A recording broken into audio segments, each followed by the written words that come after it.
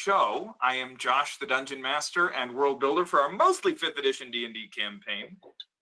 With us tonight are Mary playing Elmania, the former Dragonborn, now Raven Folk Bard Sorcerer. You guys' titles are just not really titles, but Jenny playing Karina the Human, I'm going to get it right this time, Rogue Trickery Cleric. Awesome. Grace playing Vera, the former crime boss, now Grandmother Halfling Rogue. And you keep saying former. Because you do not currently run the family. Yeah, but, you know, I never voluntarily gave that up. Beth playing Shoji, the, oh my god, she's a necromancer. And this is our campaign. It gets worse. I already said that.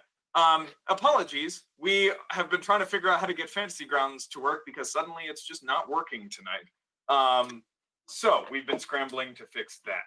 We're going to be playing with real dice today, which is a tremendous, I think, relief to all of us, really. Mostly Jenny, because she's the one who harasses me most of the time. So we're going to use real dice, and it's going to be great. Except that I have no D20s, because my cat has them all. So I'll fix that in a second. I'm going to try to send my maps real quick to our producer, and you will at least be able to see the battle map when we get to that. But other than that, without further ado, we're going to just jump into when we last left our heroes. And when we last left our heroes, they were just about to leave the ruined city of Mindanathil in the middle of the Woad, a forest that, as far as anybody knows, has been closed off for the last 300 years. Travel has been impossible, but has apparently recently opened, and the party had journeyed here with 2 full legions of Freemans to reform, essentially, or not to reform, you guys aren't part of it, but to reclaim the old home of the cult of the Moon Maiden. The party, you have cleared the whole place along with the help of other Jaegers. You delved deep into the ziggurat that is kind of the main temple of the cult. You went all the way down to the bottom and found a giant, strange tree with some of you saw stars in the branches. Other people saw flowers from many different types of plants and trees. There were some creatures and some kind of figure down there who had something to do with the tree, but you killed all of them. And all you were left with essentially was the tree. Karina paid off, with a charm and 2,000 gold, paid off the senior Jaeger group to leave the tree to you guys instead of cutting it down and getting paid for it. Good choices, guys. Good choices. Good choices. Elmania played her song as it currently exists. It is unfinished, but what part is finished, she played and had visions of the future or a potential future or just kind of hallucinated. But had some kind of sense of being in a place of extreme importance, playing her song in its mature form. The enemy was coming to stop her, and her friends were fighting and dying around her. You guys then were tried to save the tree, because then the Legion decided, well, look, it's in the way, and the matriarch wasn't going to budge and allow the tree to remain in the way. But with a natural 20, Elmania convinced the tree to move about 10 feet to the left, which was all the matriarch needed. They're kind of the primary, I guess, part of the temple and part of their religious services was left clear of vegetation. In the process of communicating with the tree, Elmania found out that it had been instructed to dig deep, to wrap its roots into the cracks of something deep below the temple and break it. But more detail than that she could not quite get. So we're gonna jump to, sendings. Vera communicated with her son Junior, who essentially told her that everything is just going to hell in a handbasket back in Onishire, Almanya tried to contact her little brother. She could not. There was intense fear. Perhaps he was dead. Not sure what was going on. So then she contacted her sister, who didn't directly reveal, but kind of implied. Endon is alive. They are currently in the hegemony, undergoing their trials, and at the moment are fine. I also talked to my other brother, so I got confirmation from 2 people. Yes, you got confirmation from your other brother as well.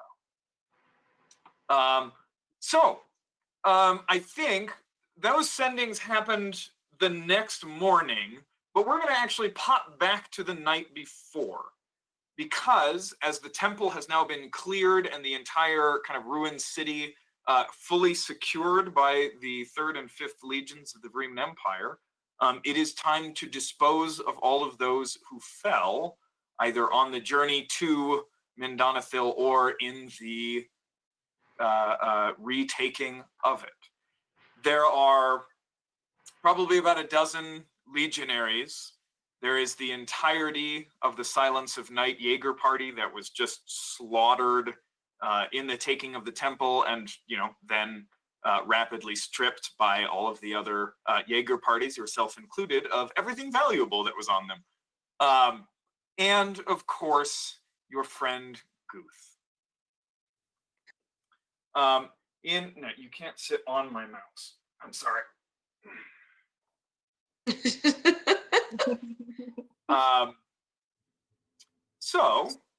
I had to restart my computer multiple times, so my files are not pulled up yet. But the sun is just going down, right? It's about the bottom of the disk has kind of touched the horizon.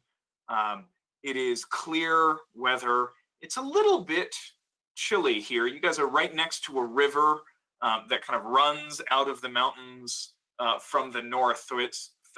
So it's humid, but also cold. Just kind of that crisp damp in the air. All of the bodies have been laid out on little what are they called? Biers. Beers.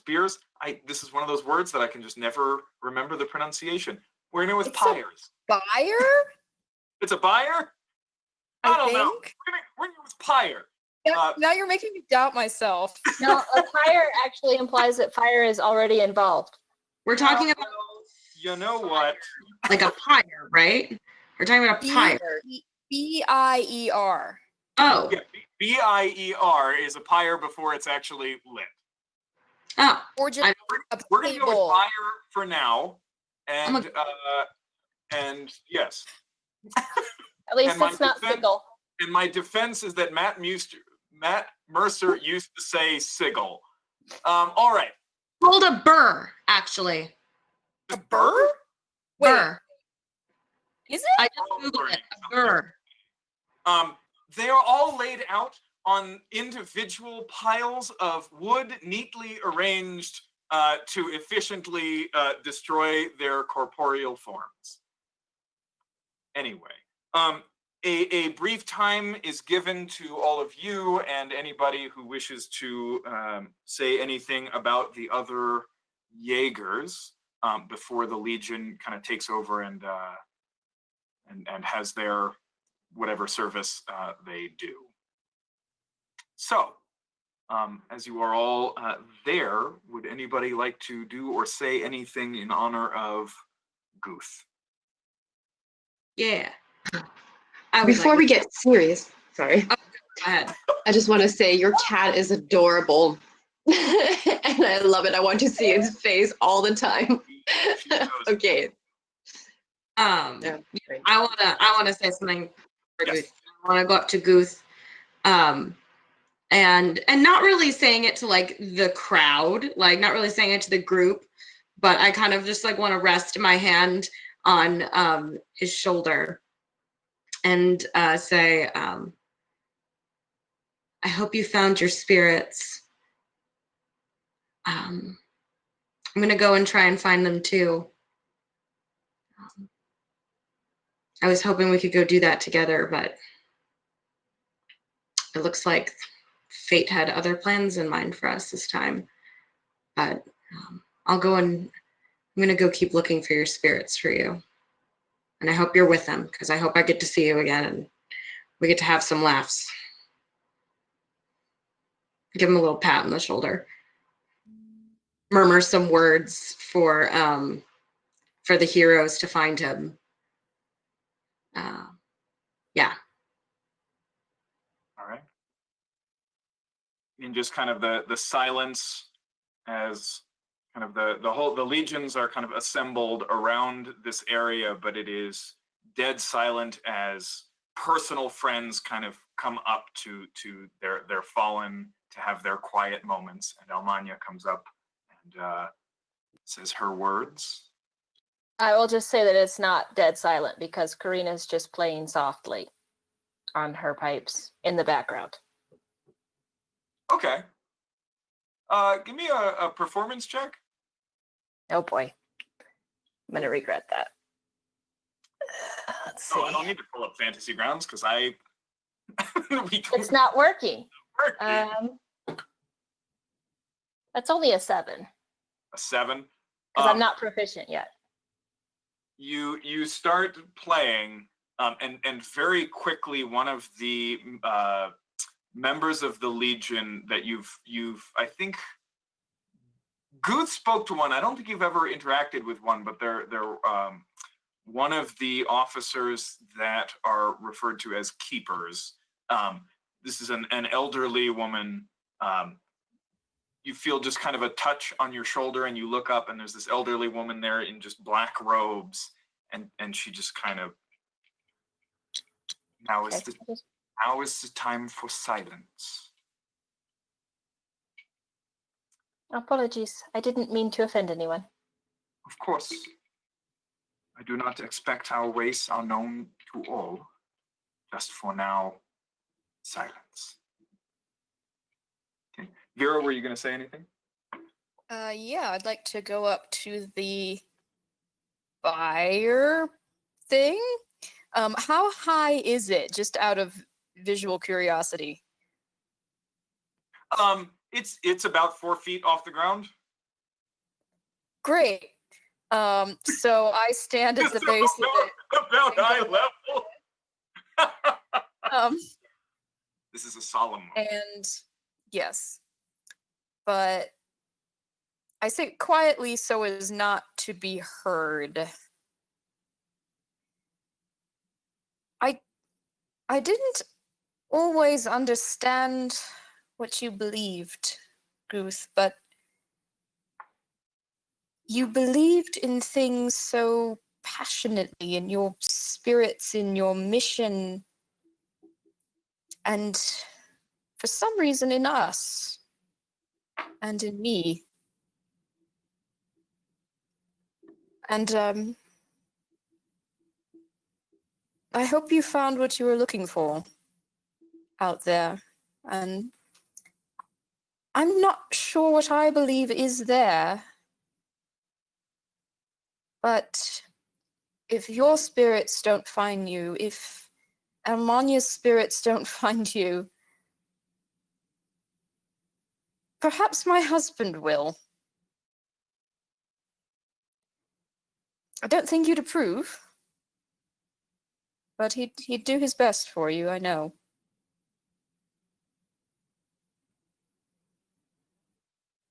I'm tired of saying farewells. You had better be the last. And I turn around and walk back to the group.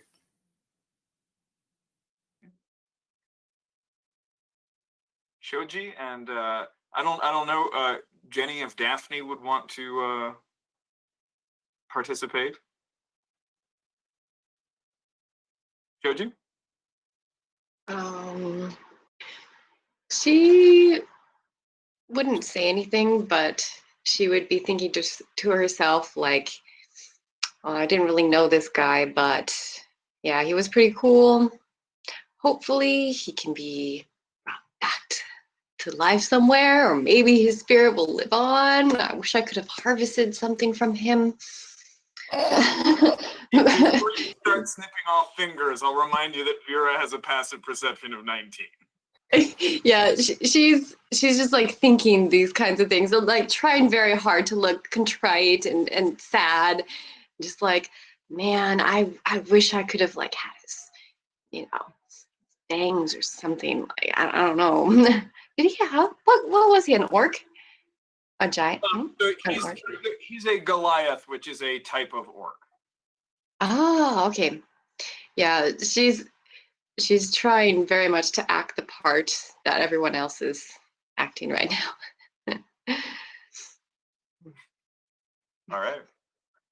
Daphne would come, and she would have much to say, but she would have said it all in private without the group there and in orc.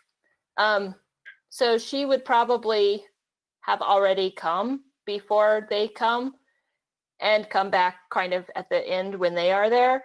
And the only thing she will do is take the flower out of her hair and tuck it behind his ear. Okay. It's the only thing he ever complimented about her, so he gets it. All right.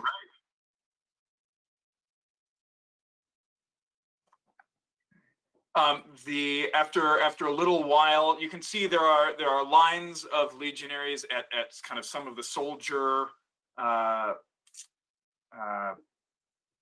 burrs, pyres, and they're just one at a time coming up. After about an hour, kind of all the legion that is not on duty kind of forms up in ranks, and where is she? Oberkommandant Valar Corva kind of steps forward and begins a ritual that you've all seen before. Almanya, vague memories of it kind of come up from what Liliana experienced.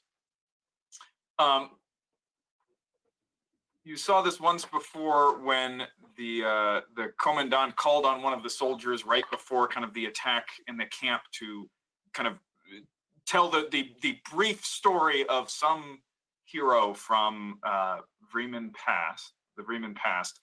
This time the commandant herself stands there, and her second in, you need to just move, okay? Her second in command kind of walks up, faces her, and says, "Tell me of the Casthelden." She kind of turns slowly to face kind of everybody gathered. "The Casthelden were among our slaves, and we threw them to the enemy. For this, we name them Sacria." Kind of a whole 2 full legions, right? Almost 10,000 voices quietly mutter around you. The end of night was not the end of sin. When the citadel fell and the night came again, it was the Casthelden who bore the torch, and for this we call them pure. Voices all around you. I am nameless in service. The Empire's honor is my own. They fell without hope, and for this we call them Fidelar. The voices, the body dies, but the souls of the faithful return. They live in the halls of the keepers, where they watch and guide forever. And just all around you, watch and guide forever. And torchbearers go slowly through and kind of set each pyre alight. And the legions stand in silence as they all burn away. Afterwards, when kind of most of the fires have burned to almost nothing and the ashes are being gathered, Karina, that is when music is played. The lyrics are in Vreeman and not common, but you can follow the melodies and kind of join in or play your own thing, and nobody kind of comes and says, sorry, no. But the rest of the evening is quite solemn. And the next day, you guys do your sending. So if there is nothing else, we will pick up with the sending off. Vera. Can I go up to an obliging legionnaire who perhaps I know from various chats? Sure. And just say,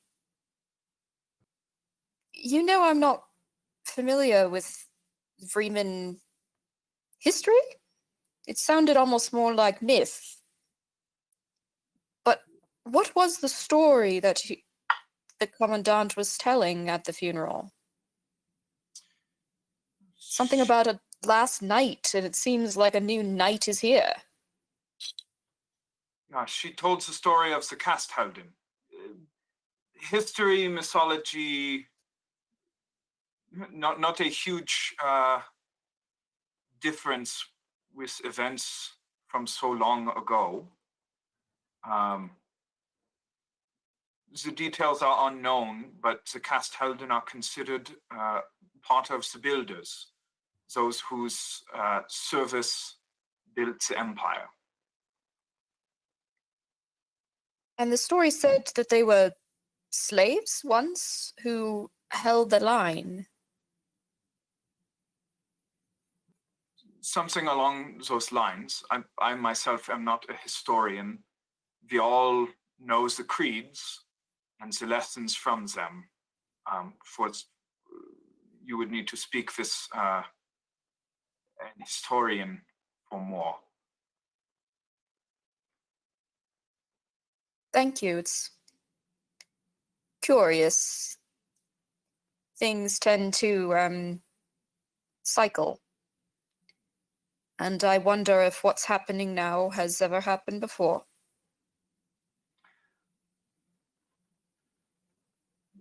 You perhaps might know better than I am, but there's always hope that one day we would be known as the new builders. Well, there's always hope of something, certainly. Indeed. Is that all? Yes, just curious. I suppose the funeral made me think outside myself for a little bit. Which I suppose is a gift that a lot of funerals bring. Thank you. And whoever it is, I'll just give him like a little pat. And my pat. It's a happy pat. It's not a smack because you were swearing pat. And I'll go back to our campfire wherever we are. Of course, I'll see you early in the morning for the trip. This one gets to live. I'm Better gonna figure out what his name is. What's it look like? Yeah. Oh gosh. What's your name? What's his name? Oh, this one? Yeah. Corsica. Corsica. Species? Corsica. Half-orc female. Cool.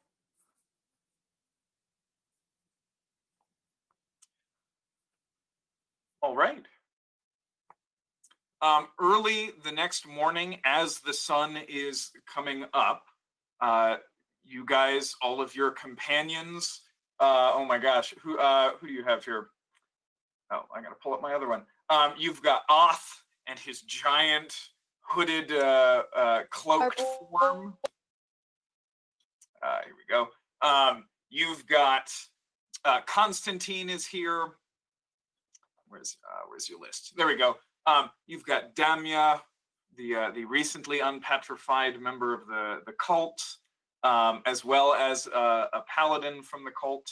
You've got a couple of Jaegers and 16 legionaries, one of whom is named Corsica.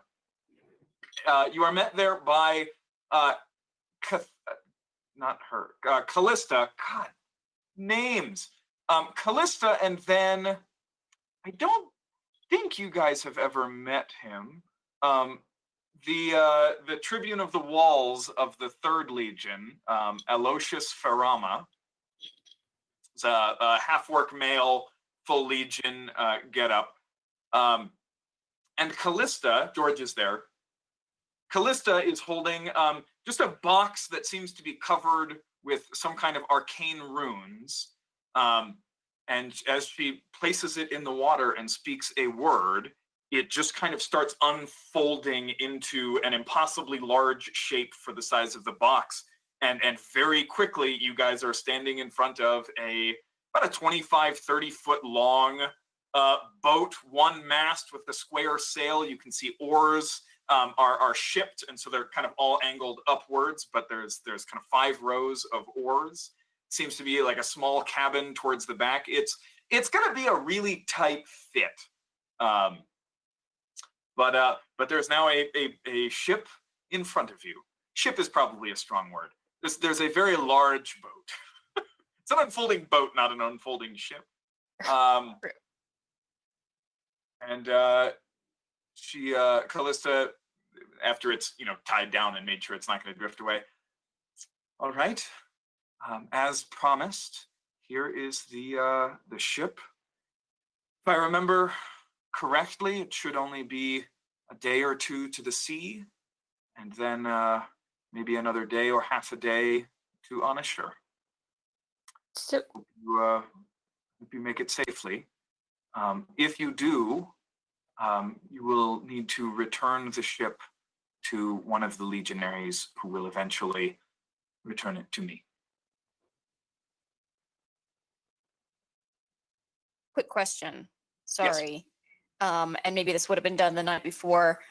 We had some supply issues that I think we needed to chat about. Fair. Yeah. Snail chitin yes, there was snail Versus- shell stuff versus supplies. Unfortunately. But it's my snail chitin, and I like I know, it. that's why I'm asking. I don't need a full set of flail snail armor. I'd like to keep some for some like bracers. I'd really like to have Totally some boss. bracers. Once we find somebody who can actually use it, and not in a place like Vreem where they said, hey, you got to pay to go to the people who you're going to eventually pay to get you the things that you want. I'm like, Yeah. yeah. Take care of all of the upfront costs after that. I know. Isn't it great? It's Yeah, wonderful. exciting, great. No, yeah, I'd like to keep enough that I can make some cool bracers, because I want rainbow shimmery bracers. We all want that. So I know I would look fabulous. You've got 12 pieces that add up to about 500 pounds. Okay. Can I sell off the stuff to Vreemans who can I find somebody can I like sell some stuff to some people and just keep the pieces that I'm going to need to make some bracers? Yeah, give me a quick persuasion check. I interject here just real quick that if you ask Daphne, she would be happy to keep track of it for you should you ever wish to retrieve it when you come back. Oh. Ooh, that's a good. Is she chill with? Unless that's not bad, unless that's something she couldn't do, but that's something Daphne would be willing to do. Daphne's Legion is about to head off to Arcal. Okay. Callista would be willing to hold on to it here if you wanted to do that rather than sell. That way you get to keep it, Mary. So if you ever wanted to come back to it, you could. That's true. I might want to come back to it eventually. Sure. If Callista will take it for me, I'll leave most of it with Callista and just take the pieces that I need to make some bracers. She will hold on to it for a year and a day, and if you have not returned to claim it by then, she will consider it property of the temple. Oh, that's fair. I'm okay with that. Cool. That's a long time. So I don't know what 500 divided by, is it divided by 12? How many pieces do you want to keep? How many pieces would I need approximately to make a pair of bracers for myself? Not being familiar with the Material. process needed to kind of use it to enchant anything, you're not sure. A single piece weighs about 40 pounds. Okay. How big? A single piece? Is it like this big? Is it like no, this? they're all small enough to fit into the, like, you don't have like the bag doesn't have a big entrance. It was mostly like a small like components pouch, so your opening is really only about this big on the bag.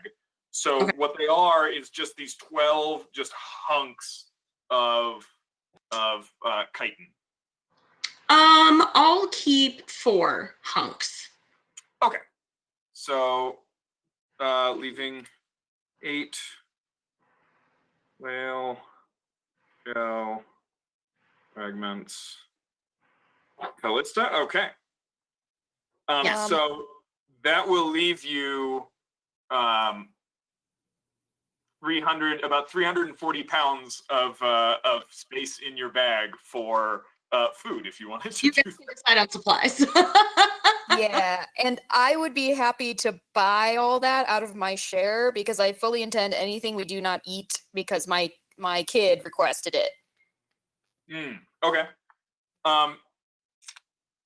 Yeah. So most of the people going here are legionaries. Also, I'm in charge of the kitchen, so I get what I want. Yeah. Let's go ahead and mark off. Let's call it just a 100 gold. I actually don't have. I don't think we distributed the money yet, so. I'll go ahead and just consider this use party money.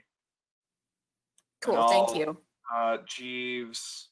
Whoops, all the gold is out of Jeeves. All right, I'll mark that off later. Okay, and you've got 240 pounds of food. About 140 pounds of that is you guys.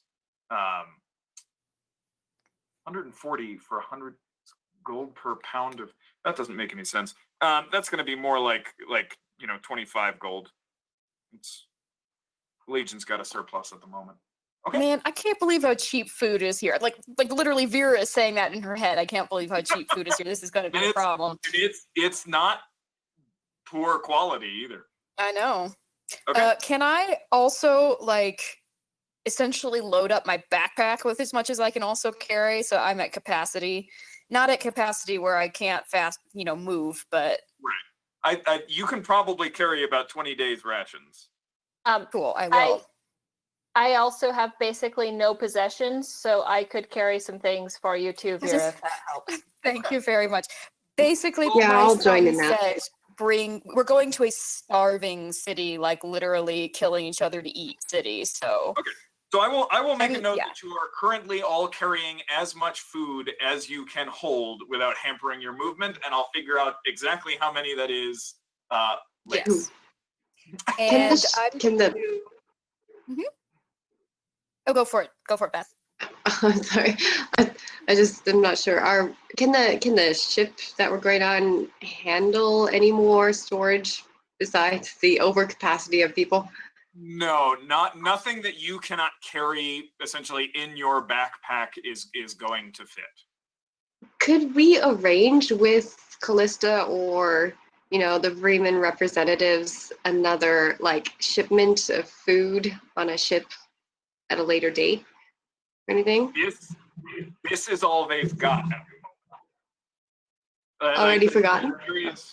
If they, right, that they are traveling further. Right, one of the legions is going to attempt to take the city of Arkal, which is about 1,000 miles north of Onishire, but it's on the same side of the continent. So you're not sure what their plans are, and they're not telling you more Oh. than Okay. Are they at least aware that like Onishire is starving to death? Oh yeah, so they've known that Okay. for a while. In fact, if you remember back to Westishire, the reason they were trying to take Westishire was so that they could cross the sea Right. and potentially prevent Onishire from starving. In exchange for, yes, you are our saviors. Okay. Exactly. It's the very Roman approach of, you need help? Great. Here's the help. Also, you belong to us now. Yeah, they're not out to destroy the world, and they need people to still be alive in order to have it. Thank you. I apologize. Thank you. Oh, good. And can I just say, as a general thing, maybe I'll talk to Karina about this, because Karina is the only one of us, I think, with experience in the wilds, that at least Vera is interested in sort of restocking as we go, as in, if we kill something that is edible, let's keep it. Or if it's possible to fish once we hit the sea, that sort of thing, is that possible, etc. I mean, essentially, I'm sorry. Who were you addressing? Karina with that? Well, I'm just talking as me now, just in general. But that's gotcha. at least Vera's plan, to try and attempt that. I don't know. Gotcha. Okay. So we're not completely living off of what we bring. Yeah, you Karina are welcome will- to attempt whatever forage you'd like. Since Vera clearly thinks that Karina is like some great hunter that has tramped the wilds for most of her life, she's totally going to roll with that and pretend that that's the case. But we have that argument about like the wilderness and how much I hate it and how much you love it. So I'm automatically like, Karina's a ranger. I mean, to the best of Vera's knowledge, that's what that means.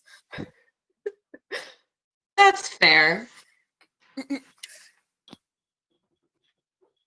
I met you people, like Vera's never been out of Onishire in her life.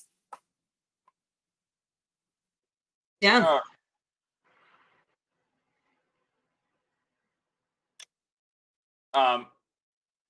Sorry, we're trying to figure out how to get you guys a comprehensible map, and at the moment it's just a blank picture of a boat. So we're gonna mostly do this theater of the mind.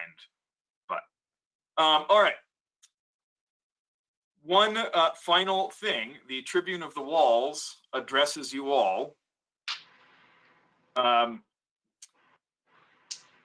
You will be traveling with 2 full squads of Riemann legionaries who have their own orders and their own mission within Onishire. They have sworn to protect you to a reasonable level, and in return, several oaths are required of you until you have reached the docks of Onishire. So, Dang it! I don't know why you didn't see this coming. I know. To benefit from the protection of our soldiers, 3 oaths will be required of you. You will take them as far as the docks of Onishire. You will not betray their mission to others who might sabotage it, nor will you yourselves attempt to sabotage their mission. Dang. And you will protect them in good faith and not spend their lives needlessly. I have a question. Dang. Jen. Yeah. Have we ever like gotten an explanation on like how the oaths work exactly? Like what part of you is bound by the oath? You pretty much, it depends on the oath. Most are sworn on your strength, skill, and will. So any or all of those could be penalized. Okay. Curious. As he's saying this, Vera will say, I'm sorry, sir, I have certain information that the docks are actually particularly to be avoided at this time. So is there more specific, or is that oath very specific that we need to drop these legionnaires off at the docks? Because we may not be going to the docks ourselves. That might be unwise. And how do you plan to get anywhere else after having sailed to Onishire? My understanding is that it is situated quite a ways up the cliff, and that from the water side, the only way of accessing it is through the docks. We may have to come up with an alternative plan, perhaps beaching the ship not in the docks of Onishire, but outside of Onishire, and finding alternative means to enter the city. The only information that I have currently is advice to avoid the docks at this time. Based on our current battle maps, the cliff extends for at least 200 miles along the sea. Do you plan to beach the ship 100 miles away from the city and walk the rest of the way? So this is Grace not knowing the geography. Yeah. Vera would. But is there Onishire anywhere to situated- stop this boat? I mean, there's plenty of places, just none of them are near Onishire, right? Onishire is situated at the top of a very tall cliff that slowly descends as it goes north and south, but it doesn't get anywhere near sea level for a good 100 miles at least in each direction. Mm-hmm. So, for example, could we pull a Princess Bride and stop the ship at the base of the cliff and then try and get up through alternative means? Well, You could We certainly do- try. we do know just from session 0 and such that there are supposed to be like passages through, if you continue on into the caves, sort of past the docks. There are supposed to be passages and stuff. It's just nobody goes up there, and Yes. the people that do die. And yeah, and we have advised, or at least my sons have advised, that those are also impassable, but who knows? We'll figure it out when we get there and have more information. But I just want to make it clear from the oath that if we have an alternative plan, we're not breaking the oath by not going to the docks. That is a fair qualification. Perhaps if we change the wording to you will assist them in gaining access to the city and will not abandon or betray them before you no longer need their protection outside the city. That seems You fair. will get them inside the protection of the walls or the cliff, and when you no longer have need of them, then you may leave them. Question. Can we know what their mission is exactly? What if we unwittingly, do something to mess it up? I cannot tell you that, so I would simply be very careful about not discussing their existence or their activities with anyone. Right? If we do something and it causes some kind of interference with their mission, and we don't know that it would have caused interference, will we be punished by our oaths? Indeed, should you swear not to betray them to anyone who might sabotage their mission, then yes, that would be a violation of the oath, even if it is not intentional. Hmm. Your alternative is to take your small band of people and try to make it to the city on your own. Hmm. Hmm.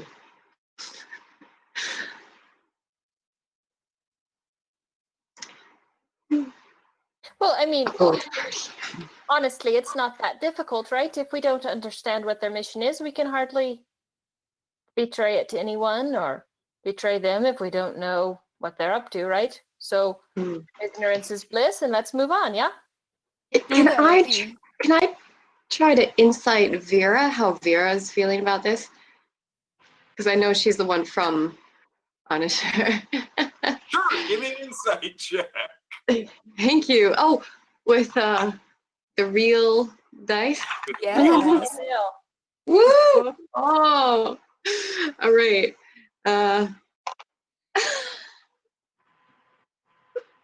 It's a natural one. It's a natural sorry. one. One. Vera's pretty hard to read. She's pretty hard to read. She's a closed book. She's Just a she's closed very book. she's very businesslike right now. We'll just say that. Cho is completely dumbfounded at the whole situation. She kind of just like, I don't know what to do.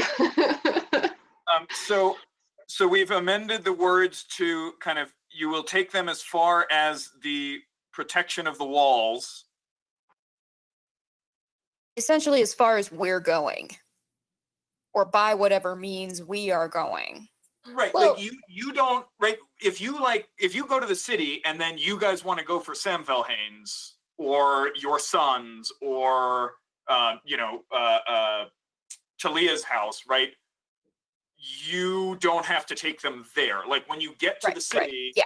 that's when you say, great, we're taking this street and you guys do whatever you want. Right. Can I ask? Sorry, go ahead, Jenny. I would also say that just because they need to reach the docks doesn't necessarily mean we have to go with them. If we want, we're supposed to give the boat to them when we're done with it anyway. So Right. if we wanted to get off sooner and go scale some walls with rope or whatever, which sounds like a horrible idea. I know we're not going to do that. I was trying to think, spitballing. But we could do that and they could have the boat and just go on and do their business that they're doing. Right. I'm not sure how Vera would feel about that. That's just my practical advice there. Well, yeah. All right. Yes. So are we all sworn then? Reluctantly, but not showing that it's reluctantly. All right. Yeah. You all feel kind of that tingly feeling run through you as the oath takes hold. And then you are set to go. Callista does tell you one thing. The river splits a few hours out from the city, and you want to stay to the left. A few hours out from Mindonithil or from Onishire? Sorry, from Mindonithil. Okay. So about a few hours after you get on this boat, the river will split and head off kind of to the right. You guys want to stay left. Okay. Okay. Final order of business, I think, before we leave is who's steering? What kind of role check is that? Yeah. It will be a dexterity water vehicles check. So does anybody have proficiency with water vehicles? I have land vehicles, I think. I was actually going to ask about that. Yes. I don't have anything in my character sheet and never have, to the best of my knowledge. However, in terms of backstory, Vera actually should be fairly familiar with boats. You would be familiar with what you would need to know for smuggling and whatnot, not so much for the actual steering and sailing of them. But at least I know which end is up on most things. I mean, I basically spent my entire life on those docks. Right. Sure. So it's not proficiency, but I'm wondering, I don't know, if it's not complete ignorance either. We should also ask Yeah. the people that are with us if any of them Right, are good at steering boats. Yes. Yeah, I'm And looking also- through now. What was that, Choji? Are we allowed? Are we allowed to have more than one person steering? Like, can we have people helping? Especially since That's it's going a to good be point. difficult with the amount. Not so much, because it's essentially the person, right? So you have 5 rows of oars and then 1 square mast, and then to steer is actually a steering oar that kind of sticks off Ooh. the back. Oh, okay. So What about like a lookout? Saying, oh, go this way, go that way, avoid that. sure, yeah, you can certainly have somebody on the front, right, calling that out. but in order to actually assist, you would also need to be proficient to know essentially how to communicate clearly from one side of the ship to the other. It looks like your 6th level companion from one of just your solo Jaeger, Fenogun the Vile, is proficient. And so he will have a +4. Okay. I also anyone with a dex base would best be Vera or I. We'd also would have a +4. Yeah, we're all +4s. Sorry, Josh. Just because he's called the Vile, what manner of personage is this person? Please say he's a dwarf. Tiefling. Okay. Because for some reason, all of the tieflings that I randomly generate have the sailor background. For some reason. And appears to be some sort of primal caster. Ooh. Right, I like this one. Let's keep him. Yeah, yeah. I also don't want to be responsible for smashing us to pieces. So how about make Mr. the Vile responsible for that? All right. So Mr. the Vile will be steering your ship so that if he crashes it, you can all yell at him. Yes. All right. This is upper level management at its best. Yes. Yes. Having worked in upper level management for many years, I can agree that is true. The other question is, Josh, when we're looking out for like obstacles and such things, is that a survival check or is that a perception check? Yeah. That's going to be perception. Okay. Cool. Can I be That's lookout? all you, Vera. Yay! Is there a crow's nest? Please say there's a crow's nest. There is. Yes! It's quite small, but actually quite comfortable for you. Okay, guys. I'm happy. I'm happy for the entire episode. Could I also summon the raven and have it fly and scout ahead? You may. Yay. Right. Oh man, this is awesome. So this is what you would get to look at if Fantasy Grounds wasn't being a jackass. I drew this. So cool. I drew this for you today. It's so pretty. But, I've seen it on the stream too. It looks great. So just so that you guys can see, right? So you've got five sweeps of oars. You do have an anchor right there. You've got your steering paddle. You've got the mast kind of towards the back and lines that go from the mast to both the fore and aft of the ship. And then if you can see, there's like a little door. There are those steps that run down to the lower level towards the oars. And then there's a door that goes into the cabin on the deck right there. Cool. And the whole ship is about 30 feet long and about 8 feet wide and about 6 feet from kind of the base to the railing. So we are definitely packed in here like sardines. You guys are packed in there like sardines. Oh, geez. Can I like have my bedroll and stuff in the crow's nest and just like live there? Sure. Because like I want my privacy and this is my little spot. Think this through, Grace. As a D&D player, that means that you are the first one to get abducted by harpies. Yep. I will like actually stealth every night and like sleep.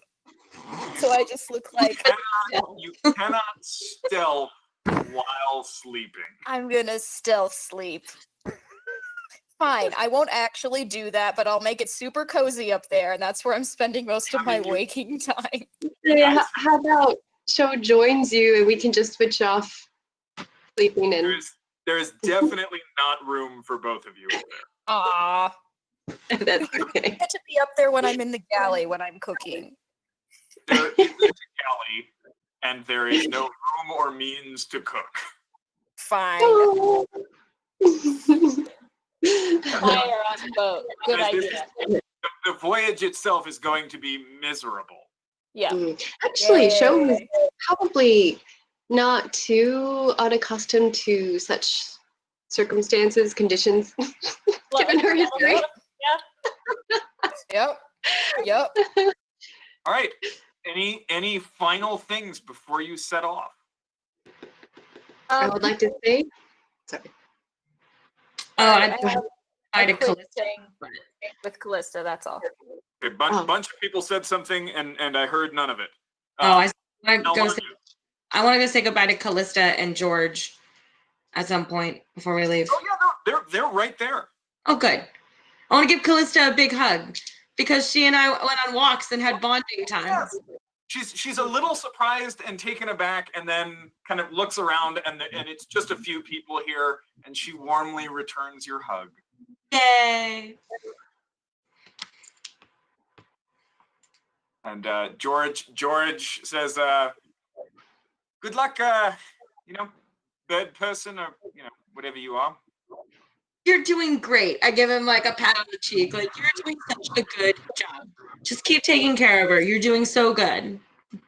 I am always doing a good job, but I will accept the compliment. Good.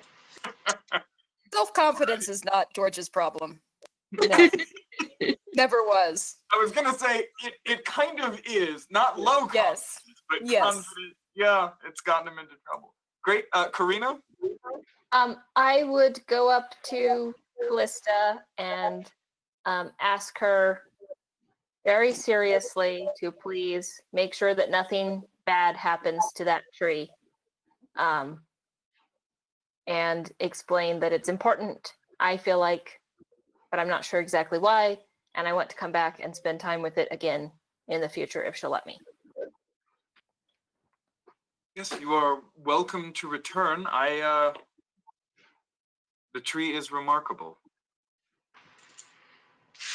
I was not convinced when you all spoke to me, and I apologize for my haste in condemning it should it not move. There is something particular about it, and I will not allow it to be destroyed.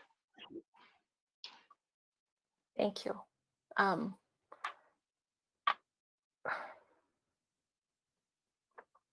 Well, there's a lot I want to talk to you about at some point, so perhaps I can come back someday. Of course, if you wish to brave the journey. But thank you. How much gold roughly would Karina have left? What you guys have, like 15,000 divided amongst 5. So about somewhere in the realm of 1,000 after you threw 2,000 down to save the tree. Okay.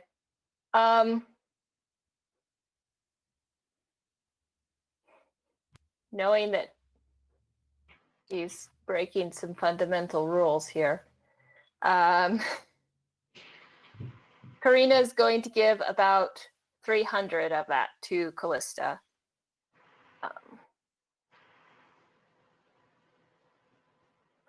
She, as you just kind of like pull out just a bulging pouch, she goes, I appreciate it. We are fully funded by the Empire, and This is for a personal matter that I'd prefer to not have anything to do with your higher authorities in the Bremen Empire. all right. I wondered if you might be willing to use it to fund some research around the tree and see if you can find any connections with that story I told you.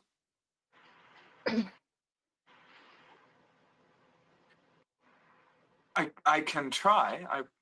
I would need books and not money for that, but Well, I will look out for it in my spare time.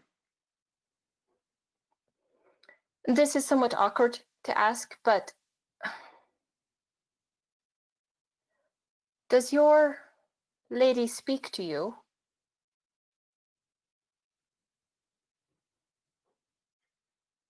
Or can you speak to her? I am forbidden from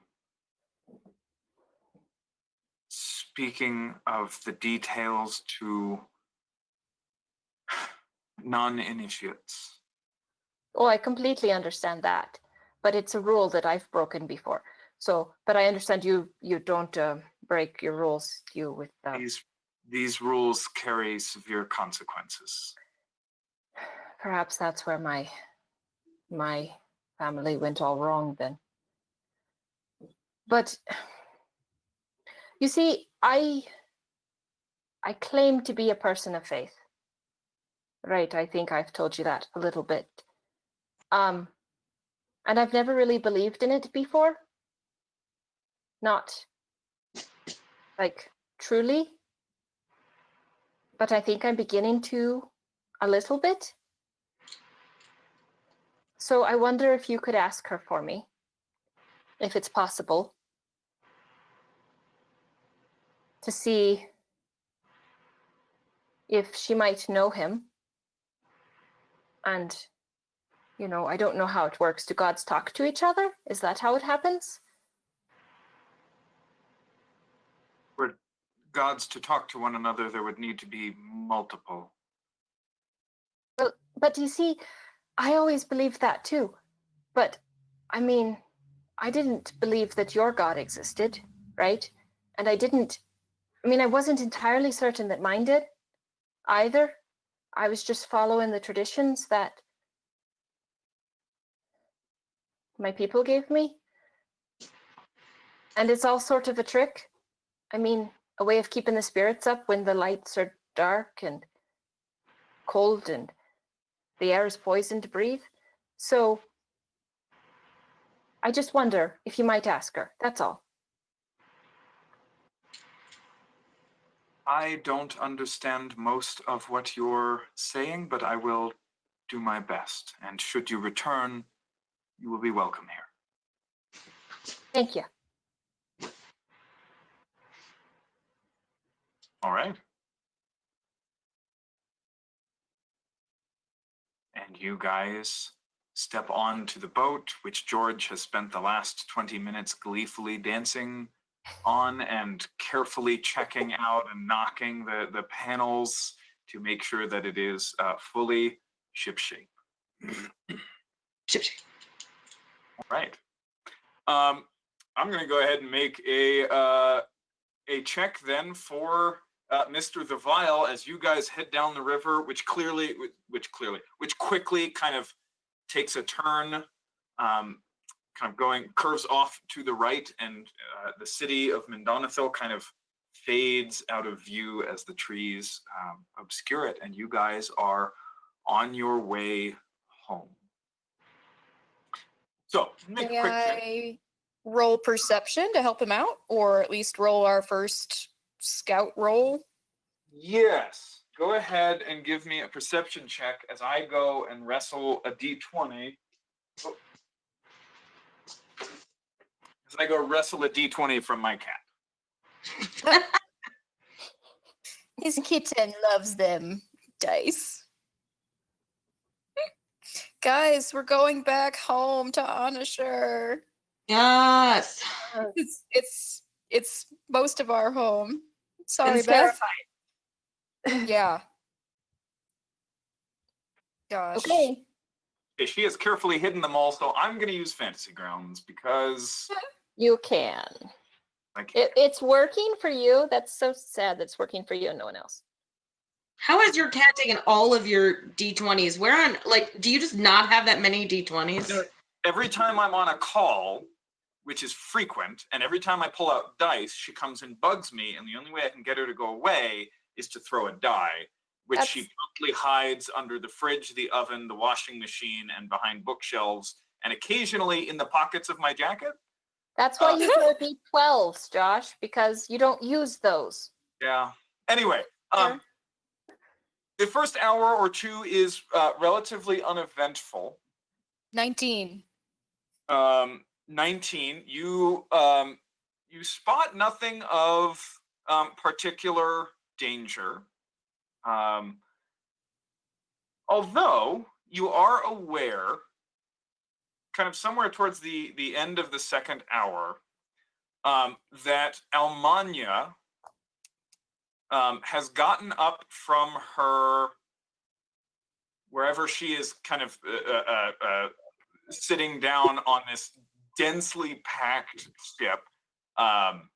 For combat purposes, by the way, the ship is, every square is difficult terrain because everybody just jam-packed in there. I can move through their space. You can, yes, but it's still going to cost movement.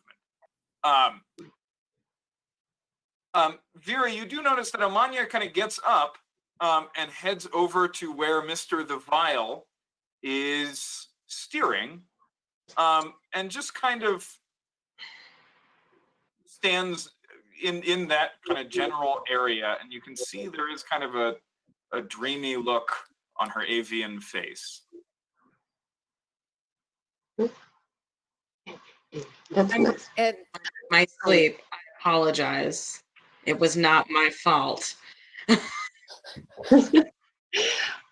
Speaking of It's sleeping, like she's gonna stab someone, and I'm like, nah, that thing hasn't talked to me about this. Almania, you Yeah. find yourself kind of towards the back of the ship, and you hear whispers. Is it that stupid thrall guy? Because I keep telling him he's got to go away. Roll an insight check. Because I've been telling him, stop. I got important shit I got to deal with right now. He totally heard you and was just like, all right, I'll stop. All right, let's. Yeah, because the last time we had some weird person sending messages inside our players' heads, that ended well. What Josh am I looking into? Insight, did you say? Insight, yeah. 17. 17. You do suddenly find yourself kind of towards the back of the ship, and you're a little confused. You don't remember walking here, and as you hear the whispers, at first you think they're coming from around you, and you kind of start getting geared for combat, and then you realize that no, they almost sound like it's speaking in the base of your skull, and you can't make out any words, but you're pretty sure it's that same thrall guy. Ugh. Go away. Go away.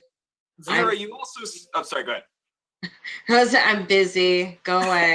I gotta go to bed. You thrust the voice away yet again. Vera, you also see that you now see kind of that split in the river that Callista was talking about. Shoji. I was going to say, can we keep in mind that the Raven, I'm sending it ahead to... Yes. Yep. Raven is venting. ahead and scouting. As you guys kind of approach the place where the river turns, Almania, I need you to make a quick wisdom saving throw. Oh, this fucking dude. You've got this Shmalif in your head, Mary. I'm gonna be really mad. I mean, me too. That's gonna be a 14. Great. I need you to make an athletics check. Okay.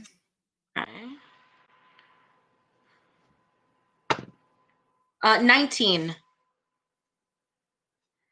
Okay. Vera, you watch as Almania kind of snaps out of whatever strange dream state she was in and seems to be like shaking her head. You look ahead, you kind of see you guys are approaching that part where the river splits. You're looking around for any threats when you suddenly hear a yell and a splash, and you look as Almania has just grabbed Mr. the Vial, thrown him off the ship, taken the steering oar and jammed it all the way to the side, and the ship is now careening towards that right-hand river. I rolled a 19 acrobatics. Yeah, to throw him overboard. It was a contested athletics check. He rolled a 7. I yell for anyone who can hear me from the crow's nest I yell like, get us left. And I will hop down and go for Amanya. Yeah, I'll go for the steering thing and try to jam it the other way with. I know what's going on, or am I just do I have no agency in this at all? Is my brain working? Yeah, Almanya, you're just standing there at the back of the ship. Oh, okay. No, there's nothing wrong. Anything or anybody? Or am I I'm just sorry? staring up into the sky? Or No, you're just helping out steer the ship. okay. All right. Okay, Vera, you are in the midst of trying to scramble down the mast. I'm already down. Like I'm not up in the mast, so I will go for what did both Almania and Vile go overboard or just Vile? No, just Mr. the Vial. Okay. I like that this has just become his name because I can't remember his first name. Where did he go? Yes. He's just gone. Completely like I can't even see him? Are you running to the edge to look? Yeah. Yeah, give me a so you're running to the edge to look, give me a perception check. Vera, you're scrambling down the mast, and Shoji, what are you doing? I was going to try to push the steering to the left instead of to the right. All right. I Vera, rolled a give me, natural 20. what is it? And I rolled a 20. Okay, natural 20 to Ooh. 22. spot the guy overboard. Vera, can you give me a quick acrobatics check? Can I do persuasion? Because I was trying to get everybody packed on this ship to do it all at once. right, I was going to say we'd probably I be yell close for enough it. for a lot of people to be like, okay. So you've shouted for that, and they're going to try and do things, but you're also trying to kind of get down the mast. So give me a quick Acrobatics? acrobatics check for that. And Shoji. Natural 1. Oh dear. Shoji, give me For a a total of. I'm sorry, my audio is not great. So Okay. for a total of 5. For a total of 5. And Shoji, give me an athletics check, and Almanya, actually 1 second. Do I get another wisdom saving throw? Hold on. Ooh. But before you do that, Shoji, if you can make a quick wisdom saving throw. Okay, I rolled for as athletics. As Almanya looks at you and says, Shoji, can you help me do that? Can you help me steer the Wait, ship? Is I don't know where the other guy was. spell? Can I counterspell? You may counterspell. And you do not have to make a wisdom saving throw. Almanya, go ahead and quickly just mark off a 2nd level spell slot. What? Okay. Right. And that was the 3rd level spell slot for me. Yep. And then Shoji, yeah, go ahead and make that athletics check. And Almanya, Okay. if you would roll a quick athletics check as well. Okay, Okay. I rolled a 14. Natural 20. Fuck. Yeah. No! Oh, that's right. We don't want her to have any good rolls. Oh, crap. Shoji, you run up to try and grab the tiller away from her, and she actually just shoves it at your chest, and it slams into you, knocks you down, and you're kind of stunned on the ground trying to catch your breath as she then wrenches it back in the other direction. Is there anyone around me that's helping? I'm sorry? Yeah, this doesn't make any Is there sense. What's anyone everybody around else that's doing? helping? Like, I assumed I wouldn't be the only one. We're getting to other people. Everybody Okay. else is currently trying to untangle themselves and be like and trying to figure out what's going on. Yeah. Karina, you rolled a natural 1. No, I rolled a natural 20. Oh, I'm I sorry. rolled you the had 1. Vera had the 1. Vera, you fall off the mast Great. and take. I rolled double 1s. 2 points of falling good. damage. as you kind of slam onto the ground, and now there's a bunch of soldiers kind of trampling around above you as you're lying there. Karina, you rolled a natural 20. Yeah, Mr. The Vial is in the water right next to the boat, kind of trying to hold on to it so that it does not get away from him. I'm gonna throw him a rope. Oh, okay. You toss him a rope, and he... And I'm gonna ask for somebody big and strong to come pull it because I'm not any good at that. He definitely catches it and is at least on the rope. Okay. That's all you know, John. one. That's 2 fails so far. Oh, geez. Do I get to roll wisdom saving throw again? Nope. Good. All right. We're gonna do top of the round here.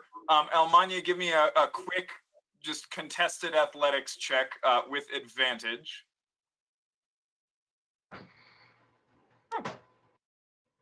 Dirty 20. Why am I rolling super well to like hurt other people? The fuck, Josh? A couple of Freeman soldiers kind of get up there and they're just like, I don't think we're supposed. Wait, hang on. Which way are we going? I don't know. She said grab it. So they kind of reach for I the said tiller, bear left. and you just stomp one of them in the crotch, and he just kind of goes down. And the other one, you slam the tiller again, kind of into his face, and then wrench it back, and they both go down. They rolled a 17. I thought they were going to beat you that time. Yeah, I really thought they would too. Top of the round. What are we doing, Shoji? And I shout, turn the ship left and try to drop the anchor. Oh, there's an idea. Okay, so you kind of clutching your chest manage to get up and just kind of push the anchor over. Oh boy. Okay, this is going to be interesting. Shoji, I'm going to have you roll a strength check for the rope that the anchor is tied to.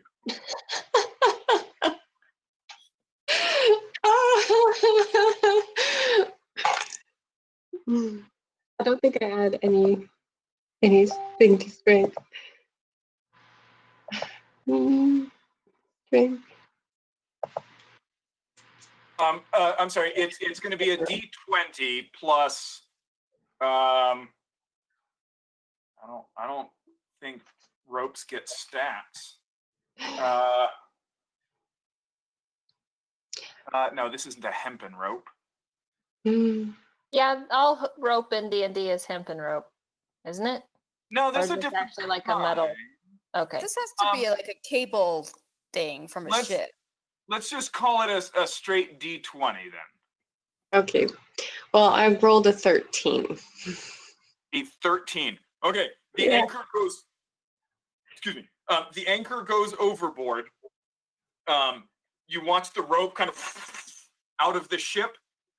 The whole ship suddenly lurches, and the rope snaps immediately. Oh shit. Great. Realize though, Beth, with the motion that the ship takes, you realize that that's actually probably a good thing because you're in the middle of a fast-moving river, and so if the rope suddenly actually stopped the ship, it might kind of pull it forward, and the water essentially Kill everyone. Yeah, I was like, Okay, one bad decision. Vera, you are on the floor. Soldiers are all around you, milling about, trying to get up towards the top to help bear left. What are you So, doing? point of rules order. Yes. I can move through the space of creatures larger than myself. Yes. That's a point of rules. Either that is true or that's not I'll true. give you that. So the difficult terrain will not apply to you. Yes, that's the only. It's just what makes sense to me. I don't know. It will so- cost you half of your movement to stand up. To though. stand, exactly. So I will use, motion and double dash and everything I have to get to Almania. Okay. Will that get me there, or do I have any remaining anything? Yeah. If It's you only 30 dash- feet. Good lord. Yeah, you Yeah. could doubled movement. You could go across the whole boat, and actually with And still have an uh, action. Hold on. Oh yeah, of course. I mean, yeah. If you use your cunning action to dash, then yeah, absolutely. She's only about 8-10 feet away from you anyway. once Oh you lord. So I could get there with just movement. Yes, actually. Okay. So I'm there Yeah, with you- movement. Running through legs, you managed to get all the way up to Almania, who's just serenely like looking ahead of the ship, holding the tiller kind of all the way over to turn the ship to the right. Okay. Let's do something fun. I will use my bonus action to gulp down my potion of fire giant strength, Okay. which gives me my strength is now 25 for an hour. I will then use a ninja move and physically restrain. And can this be a full like restraint? I know there's a difference between grapple and restraint. Almania and You yank sitting the on her hand? tiller. Okay. But So what are I'm you, thinking is kind of my goal actually, yeah, I'm trying to think how many things I can actually do with just an action. Can I just shove her behind me and grab the tiller and push it left? so I was gonna say, do you want to move the tiller or do you want to get her off the tiller? I'll just move the tiller. I'm focusing on the tiller. It's going left. Okay, then it's going to be a contested check. So, Vera, give me a contested athletics check. Almania, athletics check. What are my stats now? I If rolled my a natural one. Fuck yeah. Here you go. I didn't. Don't. Grace, Yeah, I was going to say, don't roll a natural one. Your stats with a plus 20, with a 25 strength, are plus 7. Excellent. So, yeah. So go ahead and Okay. roll. Or what It was the ended- roll? Oh, it was. Oh lord. 6 plus 7. What is 6 plus 13. 7? 13? 13. Okay. You've managed to push it back to kind of center, so you guys are still headed towards it. But the ship is no longer turning, if that makes sense. Good. Do I have a free action to yell something? Sure. Say, I've got this. Restrain her. All right. Karina, Mr. The Vial has the rope. Okay, is someone helping me pull? I mean, yeah, if you want to turn that, or do you just want to pull him in, or did you want to do Yeah, something else? I just want help because I'm not strong. Okay, yeah, no, you with the help of a couple other people can definitely pull Mr. back Leviah? into the ship. Okay, Vera, Almania looks at you with just confusion on her face and says, "What are you doing? We need to go to the right." And tries to push back. So Almania and Vera, another contested athletics check. 6. 25. 25. So nice to be Cool. strong, y'all. Almania pushes against you, and you are stronger than you have ever been in your life, and effortlessly just hold the tiller there. For a second, it's almost as if she's pretending to push, but is not actually. All right. Top of the round, couple of soldiers are going to try to restrain you. Ooh, okay. So a couple of soldiers grab her and drag her to the ground. Is Liliana doing anything? And Vera, I need you. Is Lily? No, no. You're just guiding the ship. Okay. I didn't know Liliana was in the back of my brain going, hey, maybe this is a bad decision not to like get involved.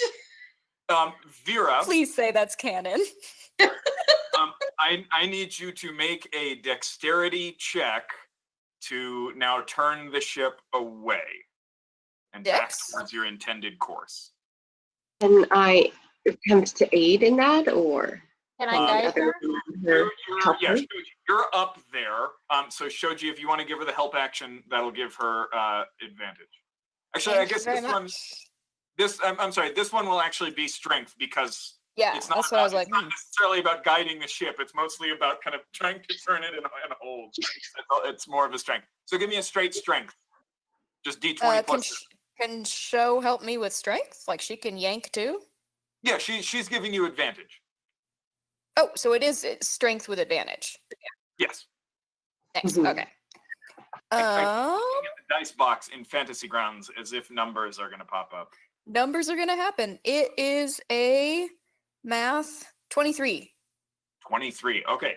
You steer it out of the way, kind of back onto the current just in time. You guys, you can feel the hull of the ship grinding against the bank and kind of roots. It does not take any damage, but you guys barely kind of scoot out of there.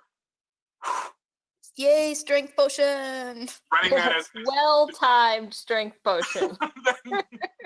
I was running that I've as been a kind of sitting a on skill that. check in my head, and that was 2 fails and 1 more, and you guys were going down the wrong route.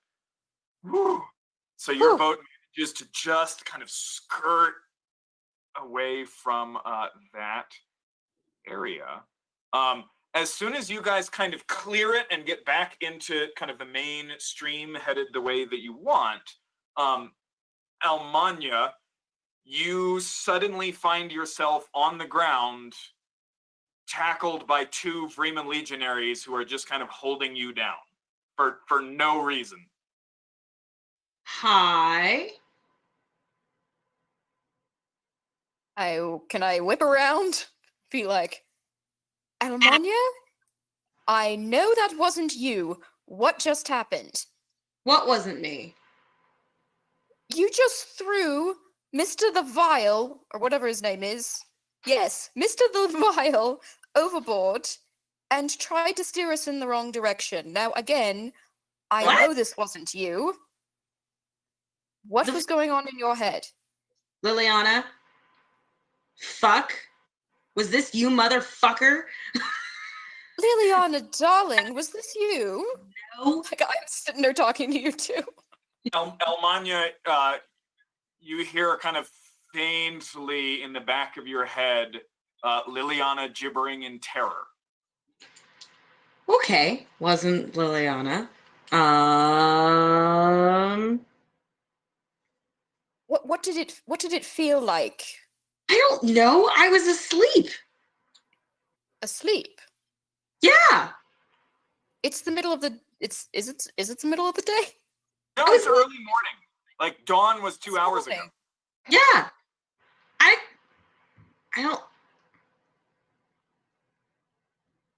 don't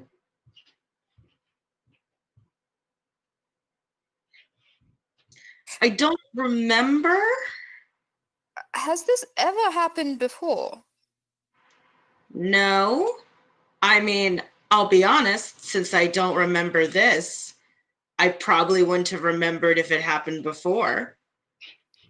One of the Alright. soldiers pinning you down is like, Ma, can we let her go now? What's going on? Can I get up? Ow. Are you? Yeah. Before, can I insight check her and like is the I can play glazed eyes gone? Yeah, I roll can an insight. like 17 different Bard College songs to prove that I'm me, if that helps. Insight 25. Holy Does she look crap. normal? No, she definitely doesn't. There is bewilderment in her eyes. She is very confused about what's happening. But does not appear to be under mind control at the moment anymore. Not that you can tell. All right. Yes, thank you very much, gentlemen. That was quick on the uptake. Well done. They kind of stand up, brush themselves off, and go back to some rare open space on the ship to kind of hunker down. Ammonia, if this is going to happen again, we have to know, or we have to take some sort of precautions. Look, I don't even know what Sabotaging us. happened. Like, I don't know what the heck just happened. I was standing over there, and then suddenly I'm over here. Well, because you came back from the dead, isn't it entirely possible that not just she came back, but others might have attached themselves to her? I've I only got. mean, who knows?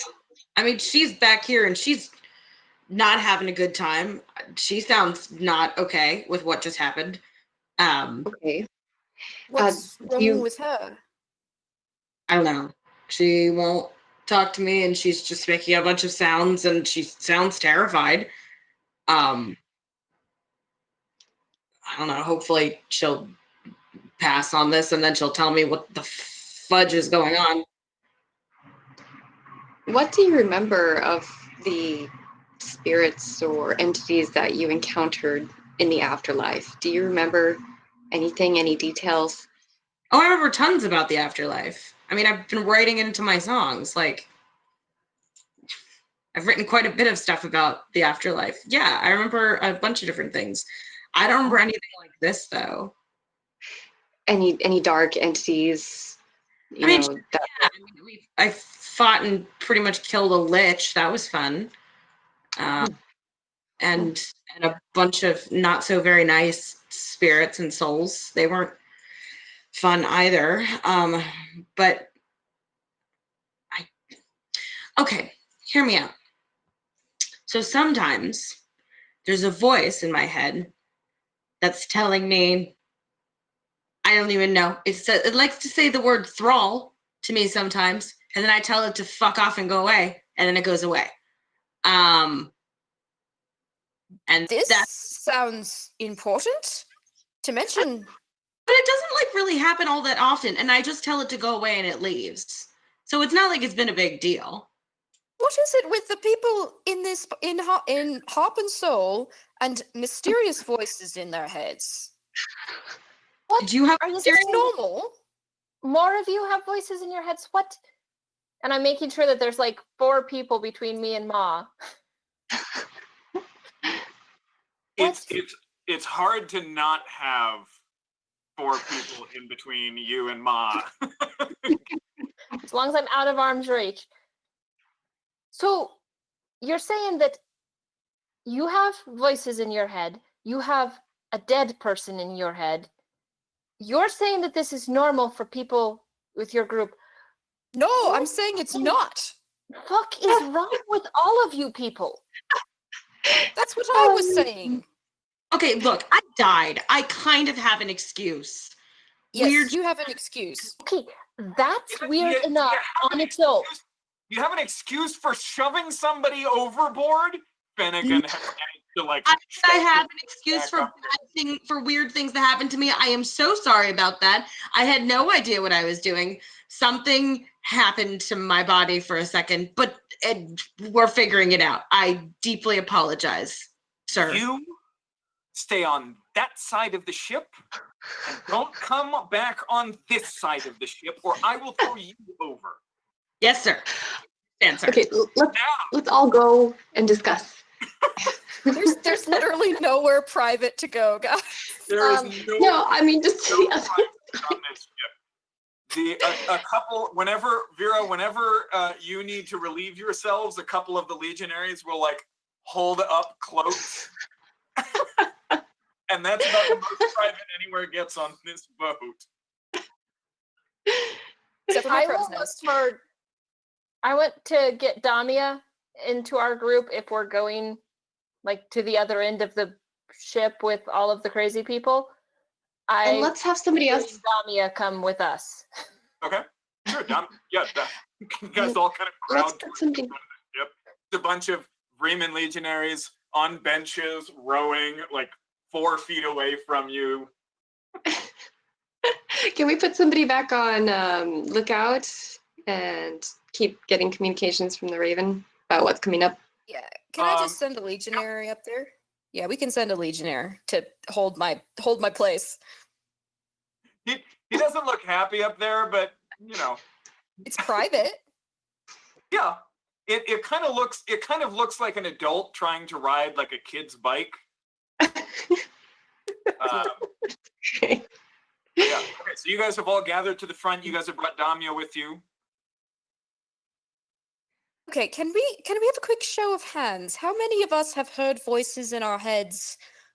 Shall we say unfamiliar voices in our heads? Or voices? No, let's start simple. Voices in our heads at all. So Just first of show of all, hands. we need to set something straight here. Do we hear voices in our heads with the smoke or without the smoke? That's my question. This is entirely smokeless. I do believe. Then I'm putting What? my hand down. What smoke? We'll talk about it later. Yeah, one topic at a time, perhaps, because Okay. raise hands, voices in heads, no other I can- influences. Wow.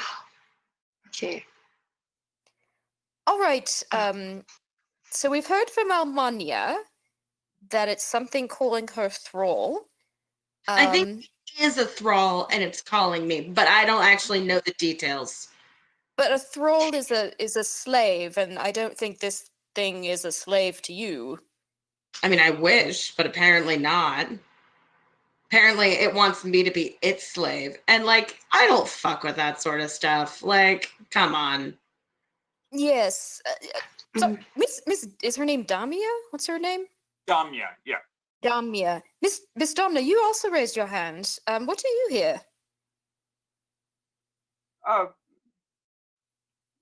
Bits and pieces. It's not terribly coherent. More of a presence than an actual voice. Is this to do with your deity? I mean, I believe so, yes. Okay. Right.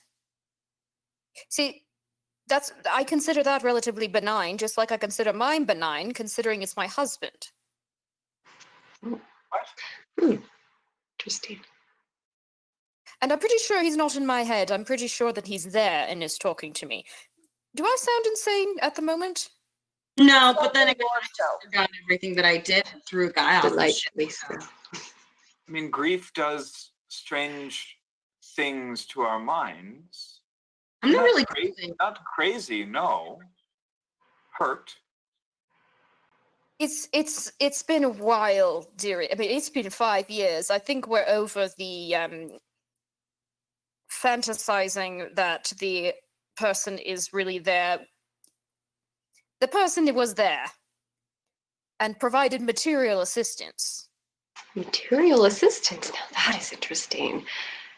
Can you tell us any more? You should be very careful of such things. Typically, spirits that can still interact with the physical tend to be quite mad. Oh, well, he was always mad. Oh, I suddenly want off this boat. I'm very Well- sorry, Miss Well, Karina. Amania's This right there. is all just coming out. I love how each individual in this conversation is like, oh my god, I'm the only sane person here. Yeah. Isn't that the way we all live our lives? Oh, I'm very sorry, Miss Karina. I was unaware that anybody else, I don't know, was having these issues. May I propose a new rule? Yes. So, if we're going to go together and function as a group, perhaps if any of us start hearing voices in our heads, we need to tell the other people on the group with us so that there aren't any more instances of shoving people overboard when they shouldn't be. And, parlaying with spirits that are dead and gone. Well, again, and this is entirely new to my experience, at least in the past year, that dead and gone are clearly not the same thing. I knew it. Almania, I have a question really quick pertaining to this rule. Did you hear a voice before you left? Before you weren't yourself? Did you have any warning? Before I died? No, just now, before you tried to steer us in the wrong direction. I mean, I heard some whispery noises, but that's like hardly much when normally it's just a voice going, Thrall! And then I go, fuck off. And it goes, okay. And it leaves me alone. So, like, Wait, whispers aren't normally a problem. Thrall, but Oh, Is- please go on, show. I apologize. I'm sorry. I'm sorry, Ma. I just Yeah. really fascinated with this whole spirits beyond this life. We So need to have a talk. Yeah. Damia takes a small step away from Shoji. So does Karina. It's just, So, Thrall, have you identified whether it's any of its intentions? Like, has it been menacing, trying to control you, or has it been more of like friendly? Obviously, when you tell it to go, it leaves.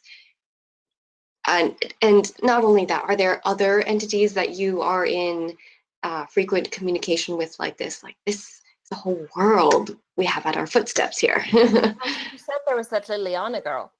Not really. I normally, like, I don't really communicate with much spirits, except sometimes the spirits of the heroes who I spent some time with when I was dead.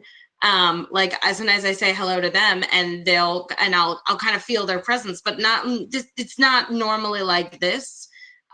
This thing is very unique in that I've never communicated with spirits before any of all of this. And I can't really figure out its intentions because it always sounds kind of mean, and so I don't really want to deal with it.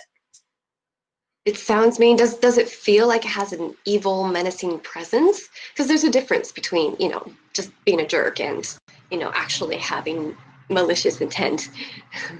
Josh, have I ever been able to parse out whether it was evil or whether it was just mean?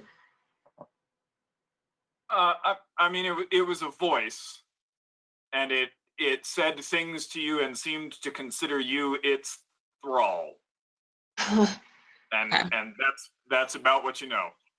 It seems to me that attempting to kill an ally, throwing him overboard, and derail our mission sounds malicious intent to me. So we can assume that the cause of this absence of consciousness from Almania is because of the entity calling her thrall. Yeah. Yes, I entirely believe that. I just wanted to trust confirm. you, Almania, yes. But it is curious that of the people here who have had these mental experiences, the only one that appears to have been malevolent, or at least against us, has been this one. I mean, my husband is not, and clearly Damia's deity to her is not, a matter of concern. Yeah. So, Yeah, they're different from the spirits who I say, hey, come and help take this spirit to come and collect this soul for, the good, fighting the good fight. It's definitely different from spirits. Could you ask any of your other spiritual communications if they know anything about this entity? Or perhaps did you fight? I could try. or could you ask Liliana? Well, Liliana seemingly too terrified to talk right now. But that implies that she knows something. Yeah. I 'Cause think, she's clearly but I can see my friends on the other side know awesome song. know anything. They might not be able to communicate much with me, but I'll see, and I can ask the Dreamwalker too. The Dreamwalker. Now, who is this? Oh, Yeah, she was my mentor, who told me I had to write a song to save the world. And so sometimes she drifts into, and I talk to a tree, guys. I'm starting to realize that there's more entities than I've ever realized. I might have a problem. Yeah. I don't think it's a problem at all. I think it's a fantastic opportunity. It is at this point that your raven starts sending back to you pictures of a number of beings on the bank and kind of waist deep in the water. They are huge, 15, 20 feet tall, the ones on the bank. They all have very large, just wickedly hooked spears, and it looks like they're fishing. One of them has this very large net, and all of them have just one massive eye right in the center of their head. And how many of them did you say? About a dozen. Okay, everyone wait. My raven just saw about a dozen huge cyclopses. What do we do? Hello as we drift by. That's what we do. How about we increase speed and just go by as quickly and quietly as we can and not cause a confrontation? Can we steer the boat to one side? Were they only on one side of the river? Sorry. Yeah, they were all on the from your guys' perspective on the left bank. Okay. Okay. I'll communicate that. I'll just shout it. Cyclops is on the left side, you said? Yeah, left side. Left side of the river, coming up, about a dozen. I'm gonna see how well I just saw his name, Mr. the Vile, can get out of there. Natural 20. Right. Like That this means guy. I need to re-roll something real quick that I pre-rolled. Ooh. Okay. Okay. So he steers the ship like so close to the right-hand bank that like people are starting to grip the railings, and he somehow doesn't hit anything. He rolled a natural 20. Yeah, the As Vile. you guys kind of go down the river, you see these things in the distance off to the left, and yeah, they appear to be spear and net fishing, just kind of in a loose band across the kind of along a maybe 30-40 foot stretch of the beach there. And as you guys start to come down, they all stop, and all of them look at you, and you're about 100 feet away. The river's not hugely wide at this point, but I mean it's a large river, and you guys are almost on the opposite side. And they all kind of look, and all of their just single eyes are kind of squinting across this distance, and some kind of gruff language kind of rolls across the water towards you as they talk among themselves, before about 7 of them kind of throw their nets onto the beach and just start power swimming across the river towards you guys. It is at this point that everybody kind of gets into combat order. All of the legionaries on the oars are now pulling double time. The guy calling out the beat just kind of speeds up the tempo, and you guys are hurtling down this river. But these things are fast. And So- beside the Cyclopses. 5 total kind of managed to get within combat range of the ship.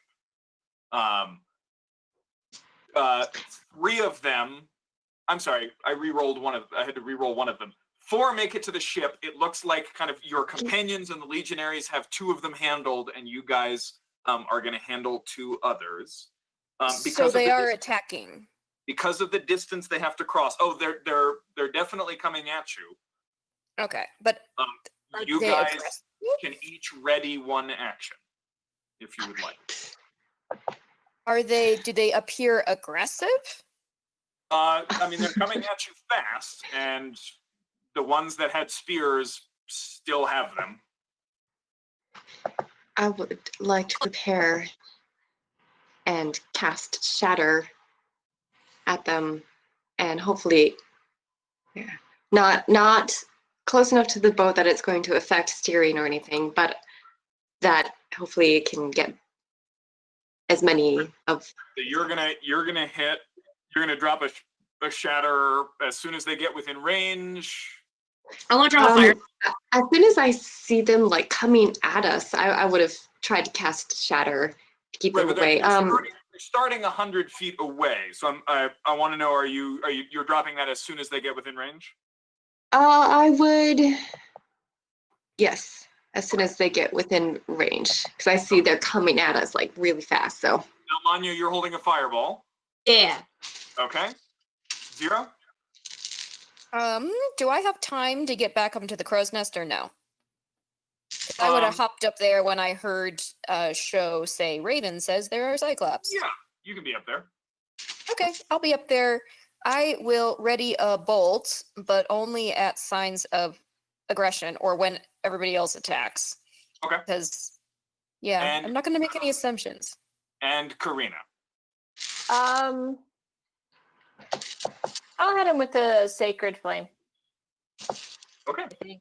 Hang on. let me- The two that you guys are going to have to deal with, one of them is just this hulking beast with just tattoos and scars all over it. The other one, I mean, the other one is very large, but not nearly as large as this one. Shoji, which one are you targeting with your shatter? They're too spread out to hit 2 with shatter. okay, Although Almanya with a 20-foot radius on a fireball, you could definitely hit both. So Shoji, which one are you targeting? okay. The range on Shatter I think is 60 feet, right? Would that have made a difference in how close they are? I'm going to give you all just kind of one prepared action before we launch Okay. in. So yeah, shatter. I'll do whichever one's closer to us. Okay. All right. Ooh, may I hide first? I'm sorry? May I hide Sure. before I fire? So con save for the shatter. Definitely. Well, actually, their con might be. No, I guess not. Okay, fail on the con and dex save against fireball. And Um, Sacred Flame.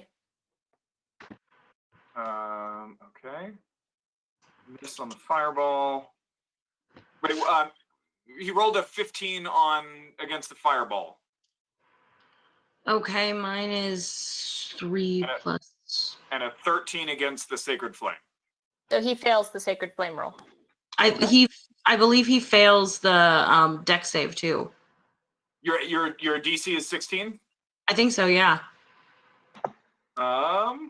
If you click on the magnifying glass near your spell, Mary, it will open up the. It'll have your save. Your DC is 15. Ah. He'll succeed. All right, so roll damage on the shatter and the fireball. 0 Shatter which is- one targeting. May I have hidden first, like ducked below the crow's nest and then fired? Yeah, give me a stealth check. Cool. Shatter is 3d8, right? Yes. Okay. I'll look it I up. actually just did it on the fantasy grounds. Like I have my character sheet up and I just pressed on the damage and that's what it did. So that was a 15. Okay, so 15 from the shatter. And 12 from fireball. You rolled only 12 damage on a fireball? They succeeded, so they got half, right? Oh, right. Okay. You halved it for me. Yeah. No, I rolled 25. That would have been sad. If you are going to have damage, just go ahead and tell me it's this halved too. Okay.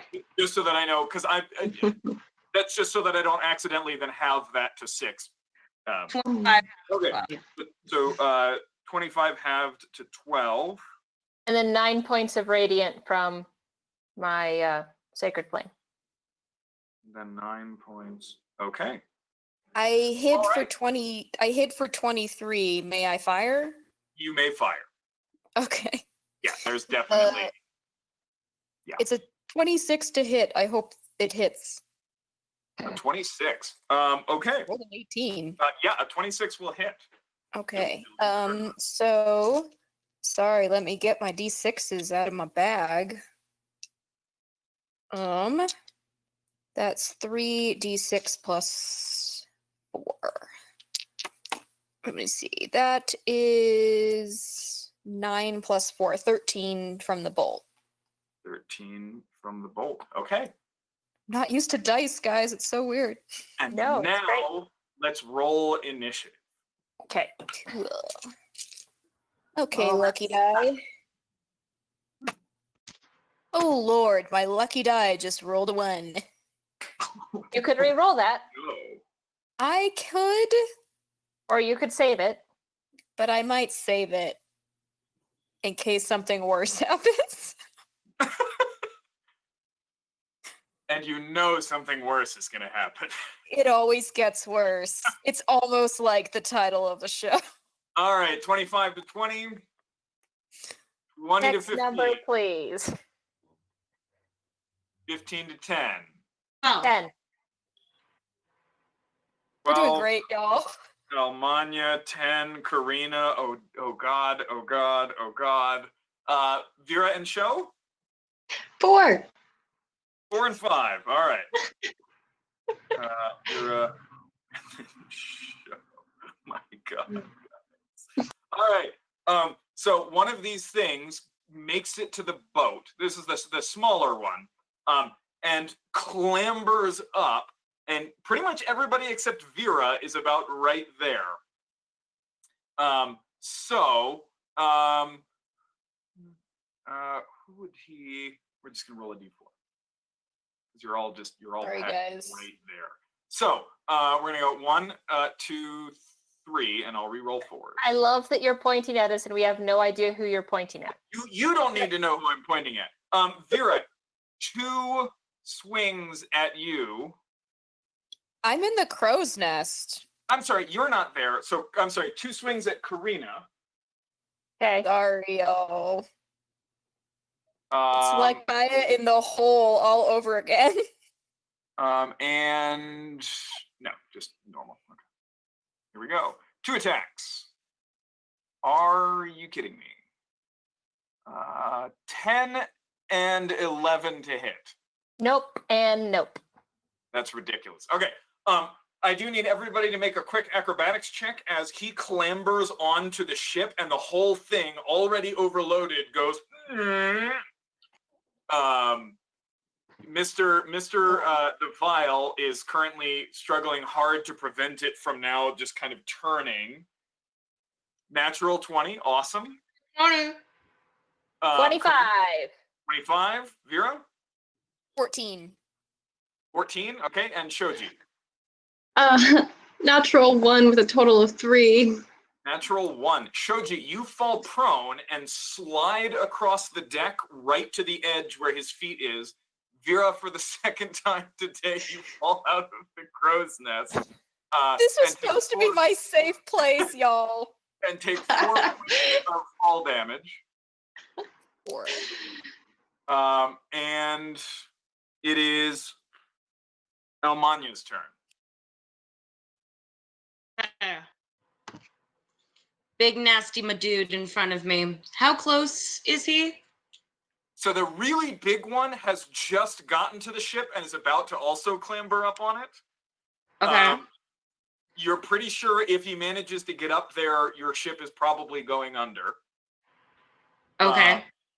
Unless you can prevent him from getting on or knock the other one off. And then there's one already on there who is engaged with you. I mean, so technically, his threatened area is like a third of the ship. Okay. For the guy who's clambering up, I want to cast Suggestion, and I want it to make a Wisdom saving throw. What are you suggesting, and in what language are you suggesting it?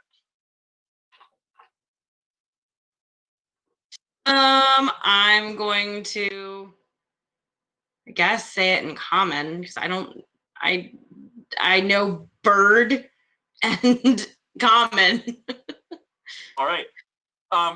you say it, but it does not seem to understand your words, and so the spell does not affect it.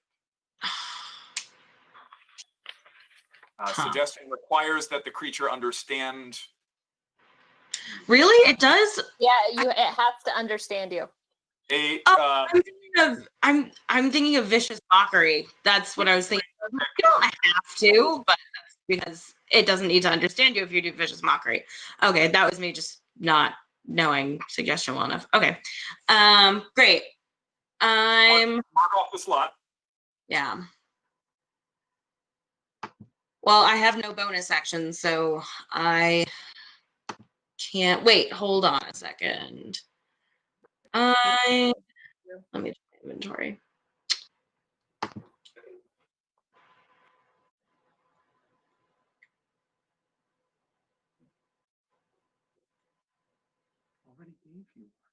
Yeah, I think that's it. I don't have anything else. All right, next up is Karina. There is a giant cyclops standing right there swinging at you. And somebody I like is within 5 feet of him, or at least somebody I am kind of allied with. Yeah, everybody except Vera. Cool. I guess I'll dagger him. Okay. Or attempt to. So there's one. I'm gonna guess a 23 should hopefully hit. Yeah, no, that'll hit. Okay. And a flat 20. Actually, it would be a 19, sorry. Yeah, also hits. Okay. So So I give me got your 2d4 plus something. well, plus the sneak attack, right? Oh yeah, so 2d4 plus 2d6 Yep. plus 4. Plus my dex. Okay. Oh, I'm sorry, that's Daphne. Plus oh god, plus 8. Whew, that's way higher. Well, I don't get to add my dex to the offhand strike. Oh, that's true. So 2d4 plus 2d6 plus 4. Thank you. That is correct. I have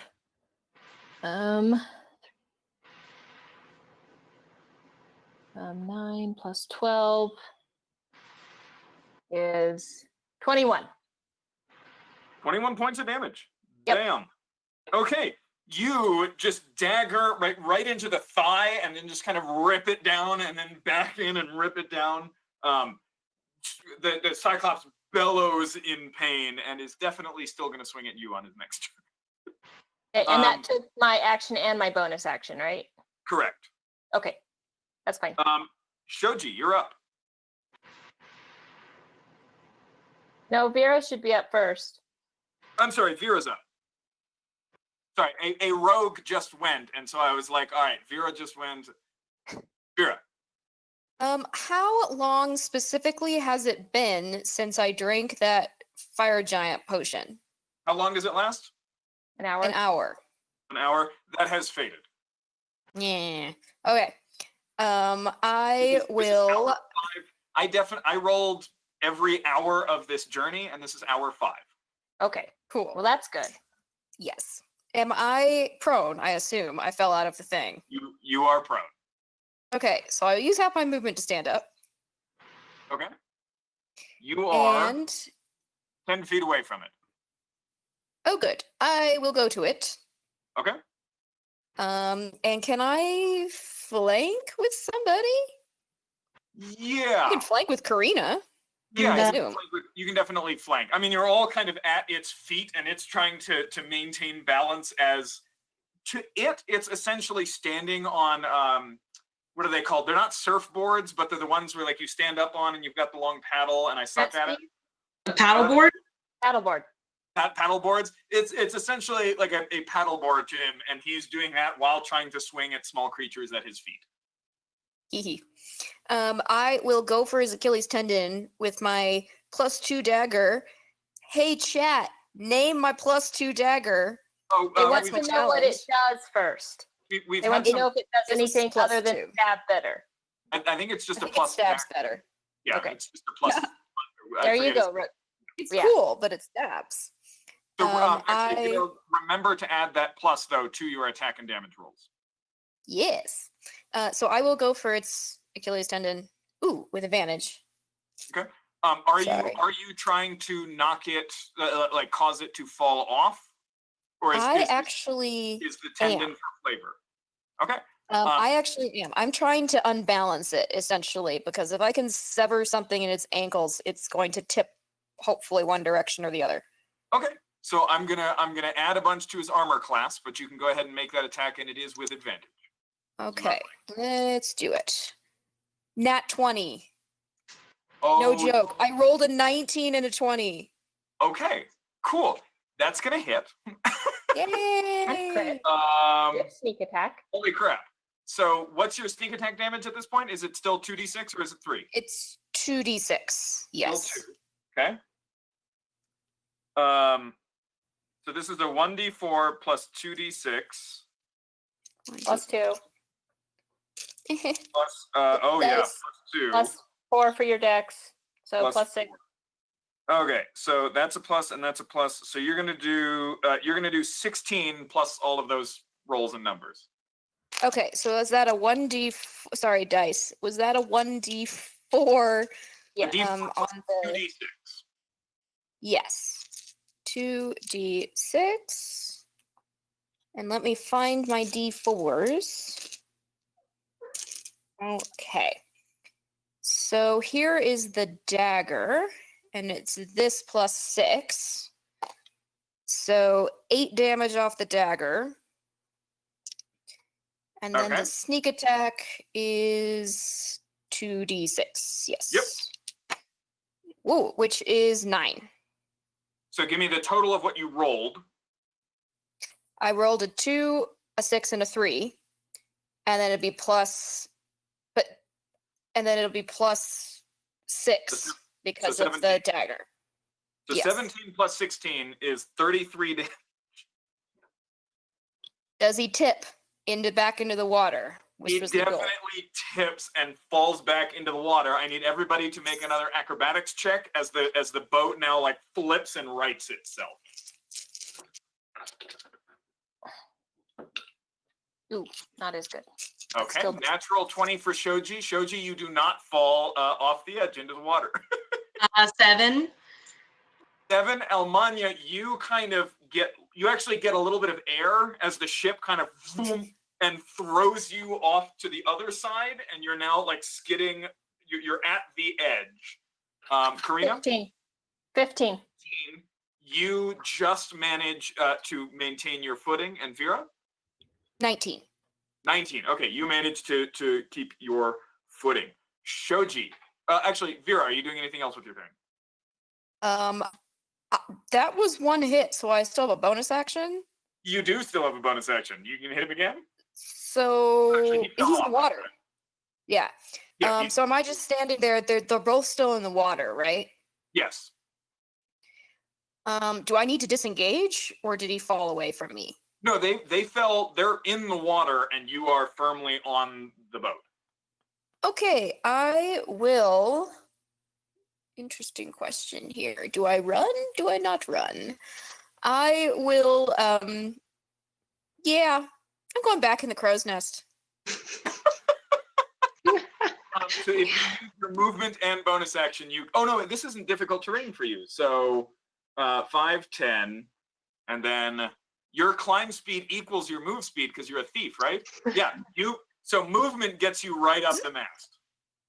Yep. Okay. So, and you bonus action. No, you didn't need to disengage. Okay. Yeah. Cool. No, I'm gone. Sorry, guys. Oh, Okay. bonus action hide. Bonus action hide. Get up in the Yes. stealth and you hide. Give me a stealth. So go ahead and roll the stealth and then just hold on to that number. Shoji, what are you doing? It wasn't great. So one we just pushed off back into the water. Yes, there are currently probably- no cyclops. There are currently no cyclops on the boat. Okay. Is one still heading towards the boat?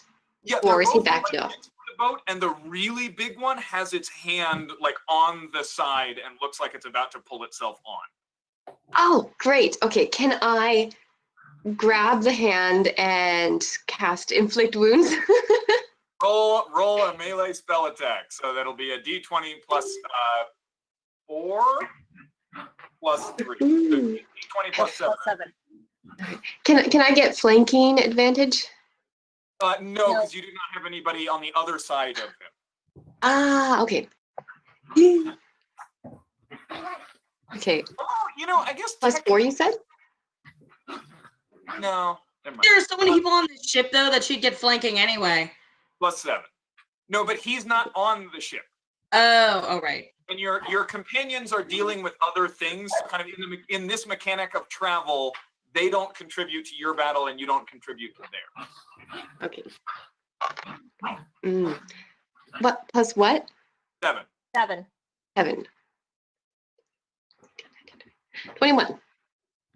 Yeah, that'll hit. Yay. And then 3d10, right? 3d10. Oh, this spell is wonderful. Okay. I cannot believe it's a first level spell. It's a 7. Well, re-roll. It's 5 and 4. Total? 12, 13, 14, 15, 16. 16 points of damage. All right. Okay, you watch as kind of one whole finger that's like the size of a loaf of bread just kind of withers and turns black and dies, and the hand kind of lets go of this side of the ship. Is that your turn? Can I move away without getting an attack of opportunity? You are not sure. What? You're not sure. Oh. Yeah, I'll give it a shot. And just kind of like fade Assassin's Creed into the people behind me. You kind of take a step back and watch as this giant spear, kind of held almost like a dagger, comes up to kind of stab with the spear to hold on to the ship and make us an attack of opportunity against you. Okay.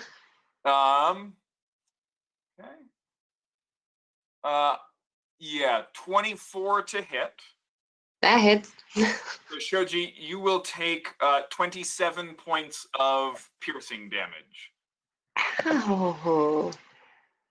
Okay, so I just typed that 27 from 44. Okay. It is now its turn, and it pulls the spear out of the deck, pulls itself mostly on, and then just starts swinging the spear around. It is going to use cleaving swing, and I need Karina, Almanya, and Shoji to all make dexterity saving throws. Okay, would I have been able to get away enough to avoid that? Because my intention was to, run. It's everything within 10 feet of it, so you could have moved 15 feet, but its threatened area is large. Okay. I'm gonna die. 26. What do we need to do? Okay, Karina with a 26, you will take 16 points of slashing damage. What kind of save? Dexterity Dex. save. 16. Natural 20. Oh my gosh. 20. Okay. With a 16, Almanya, you will take 33 points of slashing damage. Holy And shit. Shoji, you will take 16 points of slashing damage. Holy shit, I've been trying really hard not to curse. Ma, I need your help. The person needs Ma's help. Shoji, I are have you one up? hit point left. 1 hit point. Yes. All right. Points left. And that is his turn. Top of the round. The first one now is not going to pull itself all the way up, because last time that resulted in its tendons being slashed, and it doesn't like that. So it's kind of clutching the edge. It's going to grab at Karina, not stab. Are you kidding me? 11 again. Nope. Cool. It's going to try again. This giant meaty hand reaches towards you to just grab you, and you just kind of stab it right in the center of the palm that recoils and then reaches for you again. Oh my God, 13? Nope. 4, 5, 5, 7? Cool. Okay. Well, that was just a fantastic waste of a turn. Elmania. All right. Big guys on the ship. There are now, neither of them are standing on the ship. They're both kind of hanging on the edge. One of them is reaching towards Karina, trying to grab her, and the other one has a spear that it's just wildly swinging and stabbing with at all of you there. It's just kind of flailing it around, and you all kind of have to duck and dodge. Great. I want to cast another fireball. Oh, okay. If I And can you- hit them without and you hitting can- anybody else. Yeah, no, they're close To the enough to ship. be able to get at both of you. They would have to be close enough for that. Yeah, you can hit them both. So Dex saves on both of them. Yes. Okay, first one will be the big guy. Cool. They both fail. Sweet. 11 and a 2 plus nothing. Good.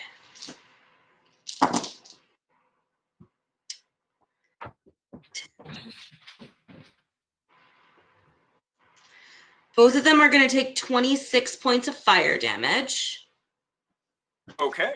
And then I'm going to use my bonus action to use Mantle of Inspiration and burn one of my inspiration to give everybody 8 temporary hit points. Thank you. You all have 8 temporary hit points.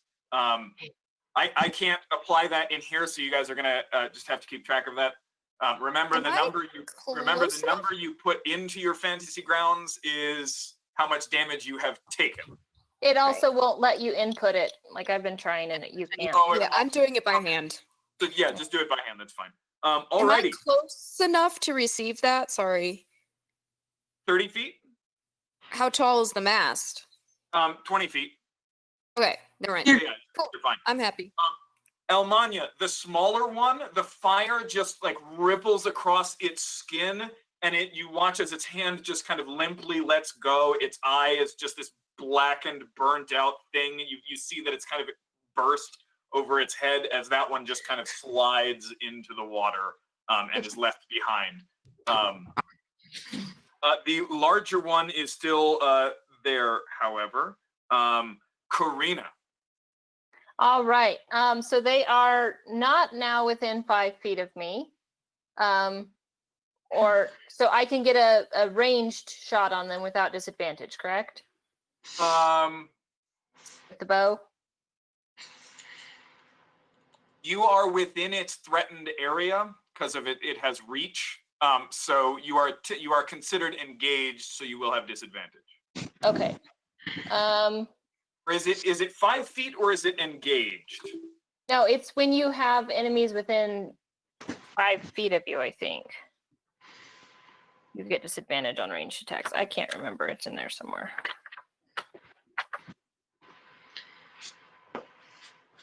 Where did you go? Oh, you have disadvantage if you are within 5 feet. Mm-hmm.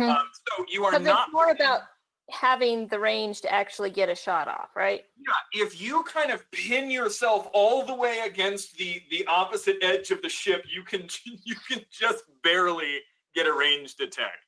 Okay, cool. There's nowhere for me to I can't hide behind anybody to get advantage on it, probably. Correct. It's Okay. it's right there. That's fine. I'll just take a shot.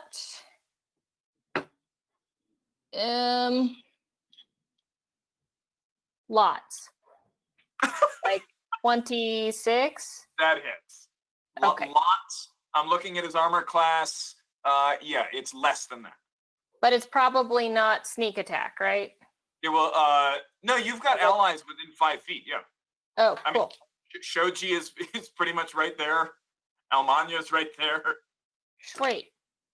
Yeah, that was a cruddy roll though. But 10.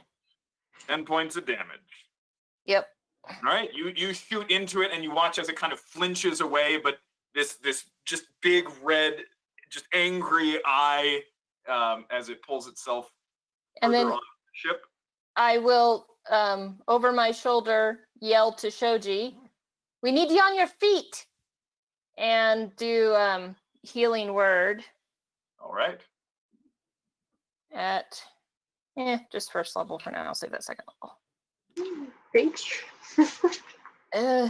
Well, it's not much, love, but it's something. So let's see.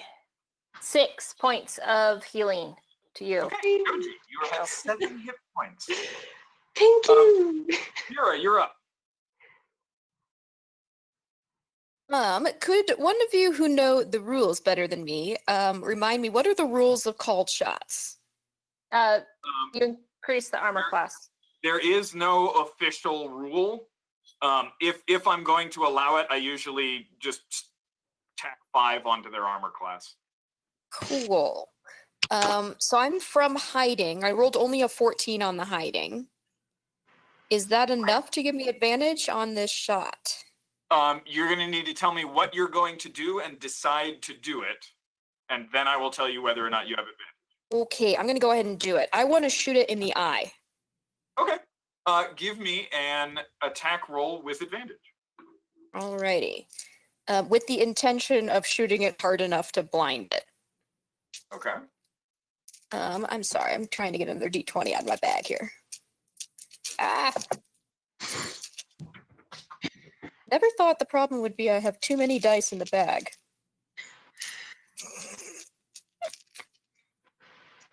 Alrighty, here we go.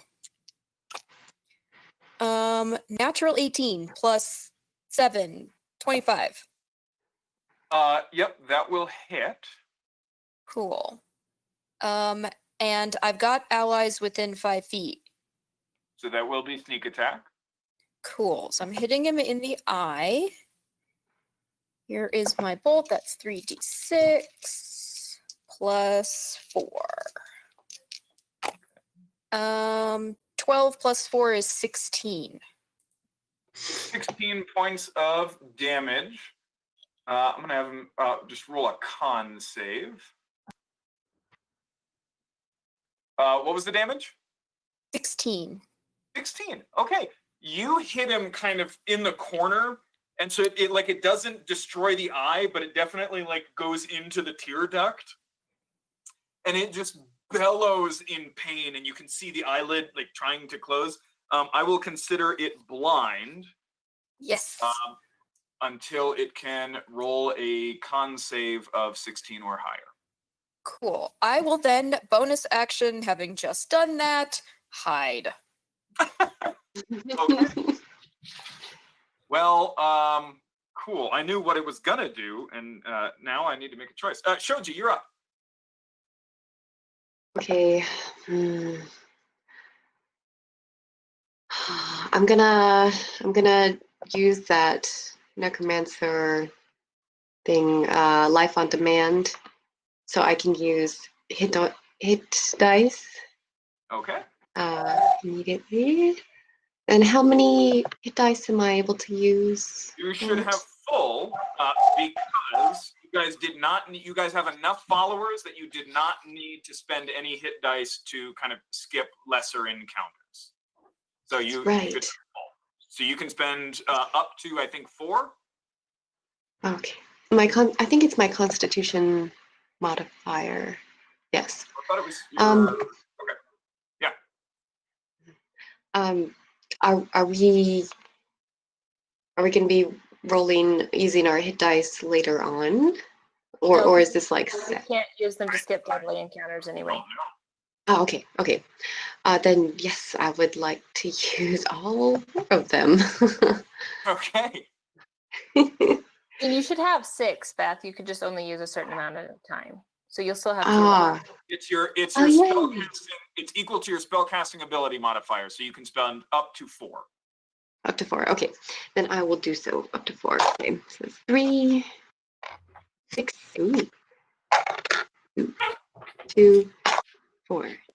3, 6, 2, 4. That's 10 and 15. It was 3, 6, 2, 4. Mm-hmm. Okay.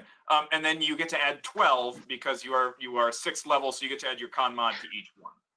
So Nice. is that a total of 28? I think so. Let's 16 see. plus 12, Oh, 28. wait. Okay. I think it was 15 though. 15. Okay, so you regain 27 hit points. Yeah. Easy. Okay. And I would also like to shout, thank you, Karina, and hide. Unfortunately, you cannot hide as a bonus action, and there's really nowhere down here to hide. By hide, I mean like get even further away from the big monster. You are within its range. You know that now. So if you try to Oh, step away, you will take an attack of opportunity. see, that's why I took the attack of opportunity before, so I could get out of its range and not have to be a chance of another But it's been attack next Oh, I'm round. sorry. You did eat the attack and then move out of its range. Yes. But then it moved closer because it went Oh, after okay. you. It dragged itself further up onto the ship, which is why it hit you with kind of the big thing. Okay. I would just like to Assassin's Creed style again, just like put Legionnaires in front of me. Not intentionally as meat shields because I'm not breaking my oath. I'm just scared. Are you going to try to leave its radius? Because you know it's No. reach. No. Okay. No. All right. Yeah. Cool. Well, it's its turn. Karina, when you cast Healing Word, its eye immediately zeroed in on you, and you saw it like go wide at your use of divine magic. It is now blind, but it's swing at you. It is going to use Reckless Attack, which will cancel out its disadvantage. But it gives me advantage, yes? It'll give, yes, all attacks after this will have advantage on it. So it is going to make 2 straight Great Axe attacks. Oh, actually, I'm going to not get that ability back. So 2 straight attacks. Here we go. 14 Nope. and 27. That one will hit. Okay. No, it's too high. Yeah, my range is in a scale. Too high. So you will take 20 points of piercing. Okay. Let me do some math real quick. And that was pretty pathetic for a plus 10 to hit 2 attacks. God. Okay, cool. I need to go find a D20 because I can't roll for shit on Fantasy Grounds right now. So you take 20 points of damage, and that's its turn. That one's dead. Almania, your turn. Great. How bad's this guy looking? Definitely bloodied, Okay. but very much in the game. Oh, con save. Nope. Still blind. All right. I want to. I think you guys would have had advantage anyway. Because it's blinded. But yeah, sorry. Go ahead, Almania. Oh, I was gonna say that I want to drop a shatter on him. Oh. Cool. He's gonna make a con save then. Just not on the boat. He's gonna fail his con save. God. Cool. So go ahead and roll 3d8. Nice. Ooh.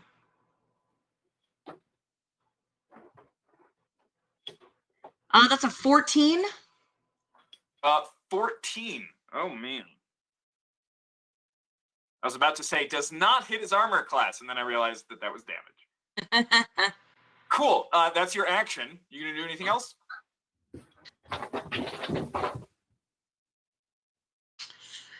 I'm gonna give Karina inspiration.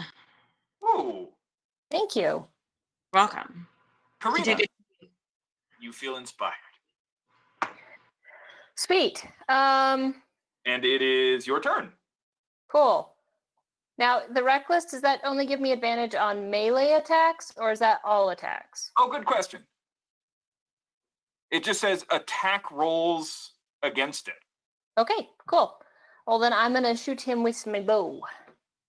Shoot at him with your bow. So I have advantage. And are we at a D8 for Bardic Inspiration right now? Is that where we're at? Yep. Okay.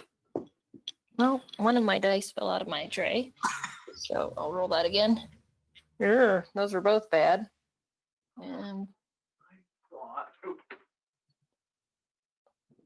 I'm gonna go ahead and use that inspiration. There's a D20 in here. Um, Oh, thank you. 18. To hit, yeah, 18 hits. Perfect. Thank you for that, Almania. That was the difference between hitting or not. So appreciate Lovely, that. Just recovered 20s from the cat. Brought them Nice.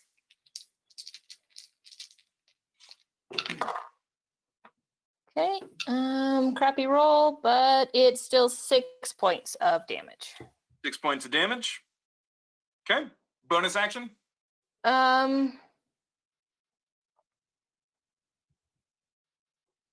Can I? No, I don't want to chuck a dagger because I might lose it. Won't get it back. Oh, I need to make a couple of quiver rolls. I've just done You 2 do. shots, right? Yep. Ooh, actually, Almania, I also need you to make a real quick D20 roll. God, I cannot remember wild magic, and it's upsetting. Me either. 11. 11. so- Okay. So you've cast Shatter, 2 fireballs, And attempted a suggestion, but and that a didn't work. suggestion. So you're going now off on I think a 6 or lower. Okay. Search. Karina? I'm fine on that. This is for who is the closest to him that might get hit? Never mind. I'm saving that spell. Right now, you. You, Almania, and Shoji are kind of right there. I will bonus action disengage and move as far as I can out of his reach. Okay. That'll get you. Yeah. You duck his swinging. You duck legionaries who are furiously pulling on the oars. Others holding up shields. There are 2 other Cyclops who are currently like swinging their spears and basically trying to like fish legionaries out of the boat. So you're dodging kind of all of this, and you manage to get out of its range. I still want to be able to see him so I can shoot at it, You can but I still see don't. him. Again, Okay. it's not a large boat. You're only with 15 feet of movement. You're only about 5 feet outside his range. Okay, cool. That's fine. All right. That brings us to Vera. Vera, you are on top of the crow's nest in this wildly swinging ship. I just rolled. Thank you for reminding me, Jenny. I just rolled my quiver rolls as well, and I'm okay so far. So I will, and I just looked this up. I can both fire and whip a dagger at it. Bonus action, whip a dagger at it. Because it's a hand Right. crossbow. Yeah, so it's light. So yeah. So I will first shoot it with the hand crossbow. I'm assuming there are still people within 5 feet Yes. if I do hit it. And it's Yes. with advantage because it's blind and it was reckless before, right? It is with advantage, but I think I'm also going to give disadvantage because the ship is wildly swinging side to side, so they'll cancel out. I just thought of that.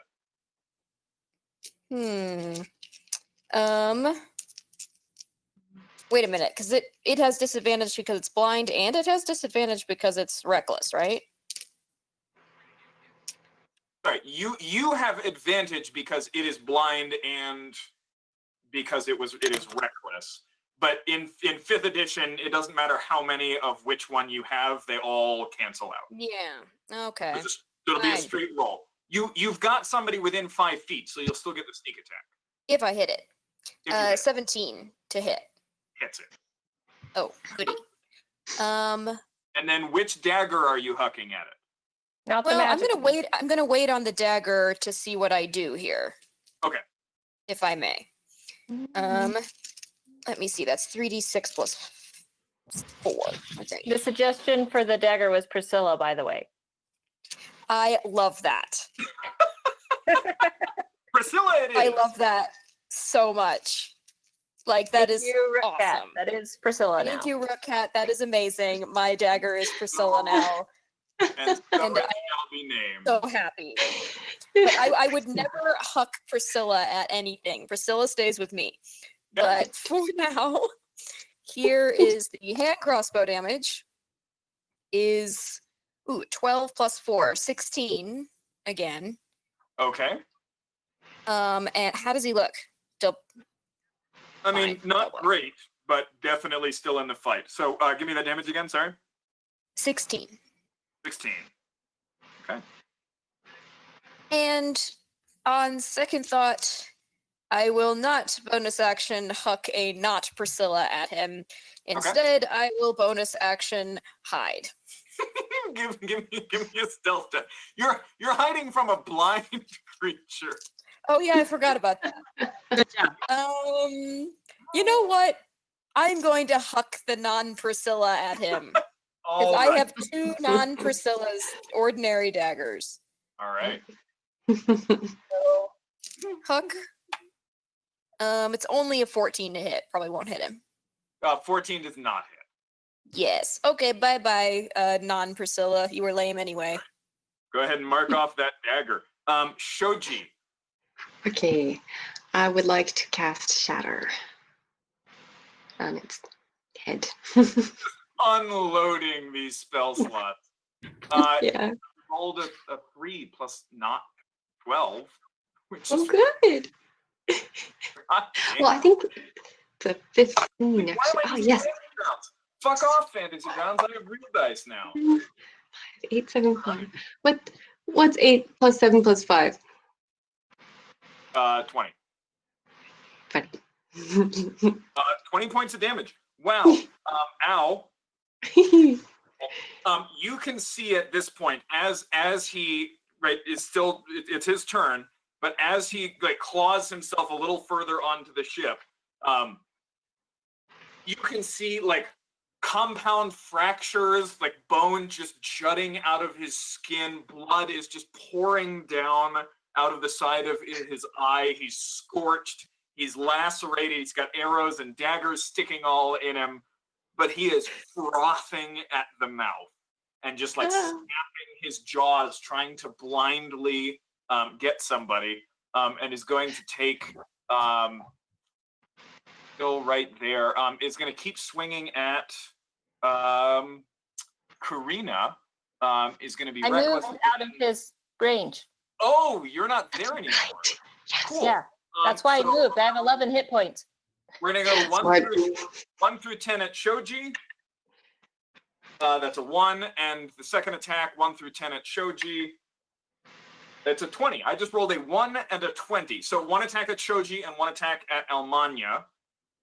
So first one at Shoji, 22 to hit, and 1 at Almanya.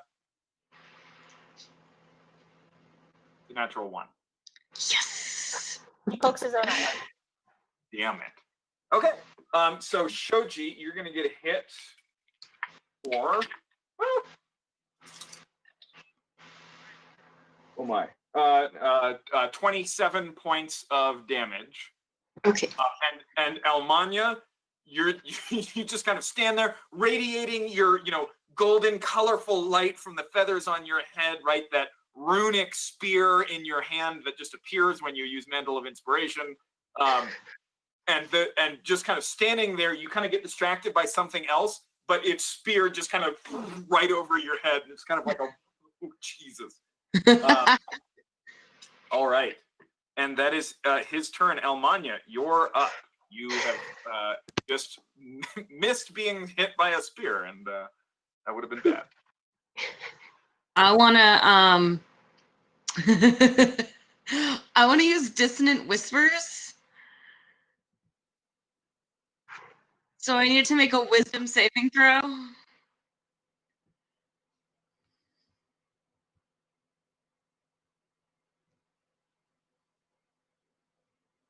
Is that a 1? That's a Yeah. 1. Yes. Okay, so here's the fun thing about Dissonant Whispers. It's going to take it's going to take 13 psychic damage, and it has to immediately use its reaction to move as far away from me as it can possibly go. Cool. 13 points of damage. Almanya, Yeah. what kind of damage is that? Psychic. What does it look like as you kill a giant Cyclops with psychic damage? Oh, what does it look like? I want it to be, since it's dissonant whispers, I want it to just be like maddening whispers in its ears, and I want like blood to start coming out of its ears as it's like pressing its hands against its head. As it just like, as it's basically his brain just like melts. Yeah. Okay. The Cyclops suffers a violent aneurysm, and just blood starts pouring out of the ears and the nose, and it just kind of slips away from the ship down into the water. Your hirelings and followers, meanwhile, dispatch the other two. The boat has kind of stabilized and continues on down its way. Whew. Alrighty. Deadly Heal up encounter time? number 1, down. What was that, Karina? Short rest time? If you guys would like to begin a short rest, you may. Yeah. Is that just the next course of action? I would still like. Joji? Oh, sorry. I would still like to have the Raven scouting ahead and whatnot. Raven is scouting ahead. You can give me a perception check. Can I use my Unfortunately, hit dice? what is it? Can I use my hit dice? Unfortunately, in the rolls that I rolled, hour 6 is the next encounter, so there is not enough time to complete a short rest. Oh Shoji, boy. give me a perception check for your Raven.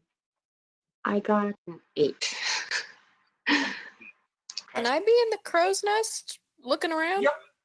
You're in the crow's nest, Almanya.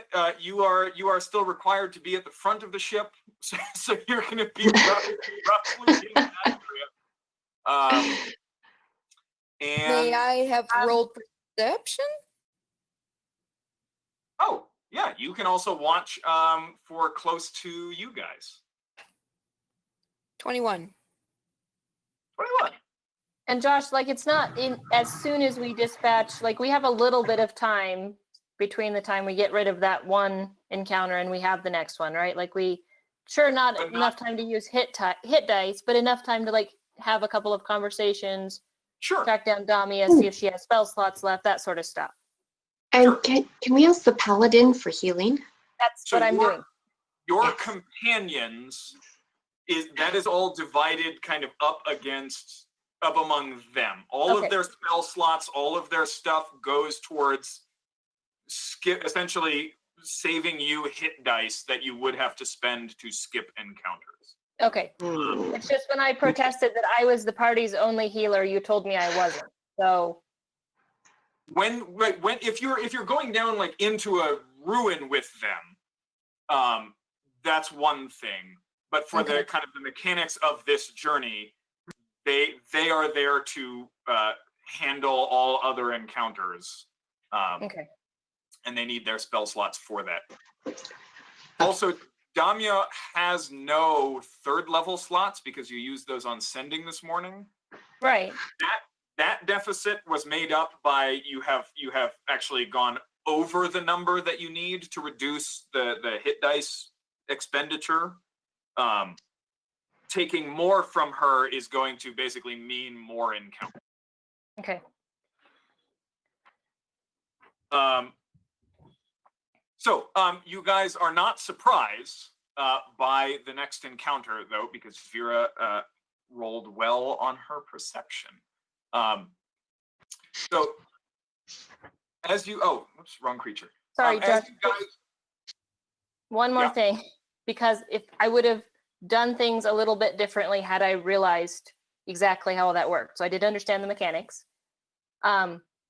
So just so that we don't lose player characters, do I have time to dump a couple of healing spells before we get into combat and that takes my whole turn and I risk people? I'd rather people go in slightly healed up than completely close to Sure. 0, which we are.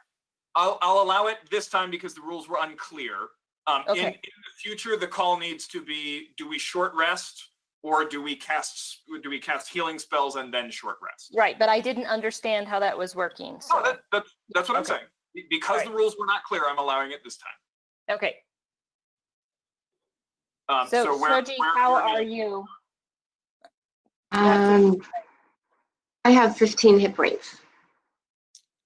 Okay. I have 5 hit points, so I could use some. I'm gonna dump a level 2 into you, Almania. That's my only level 2. So you're gonna get 16 points of healing. Awesome. You're at 15, Show? Mm-hmm. Where are you at, Vera? I'm fine. Don't worry about it. Okay. Where's Constantine at, by the way? Constantine is contributing to your the reduction of hit dice. Okay, so we're So, tankless. Right. The encounters that I had scaled to 4 level 6s and a level 8, I then rescaled to just 4 level 6s. Okay. Just for simplification. All right. You guys, Vera, you see a large number. Are we done healing? Yeah, I'm just using one on myself. Okay. All right. You see a large number, maybe a dozen, just large winged shapes that are kind of wheeling overhead, and you've kept an eye on them for a little while, and they've been steadily kind of getting lower before suddenly just they start diving at you. So you guys are not surprised, but we are going to move right into initiative. So everybody give me another initiative.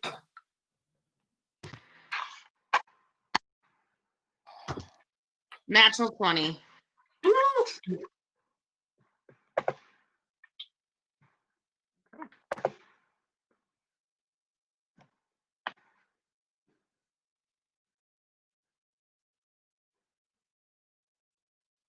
Okay, 25 to 20. Nat 20. 20 for Almania. Any plus? Yeah, plus 3. So total of 23. Okay. 20 to 15. 15 to 10. 11. 12. Vera. No comment. Show that was a 12, and Karina, yours was an 11. Correct. Okay.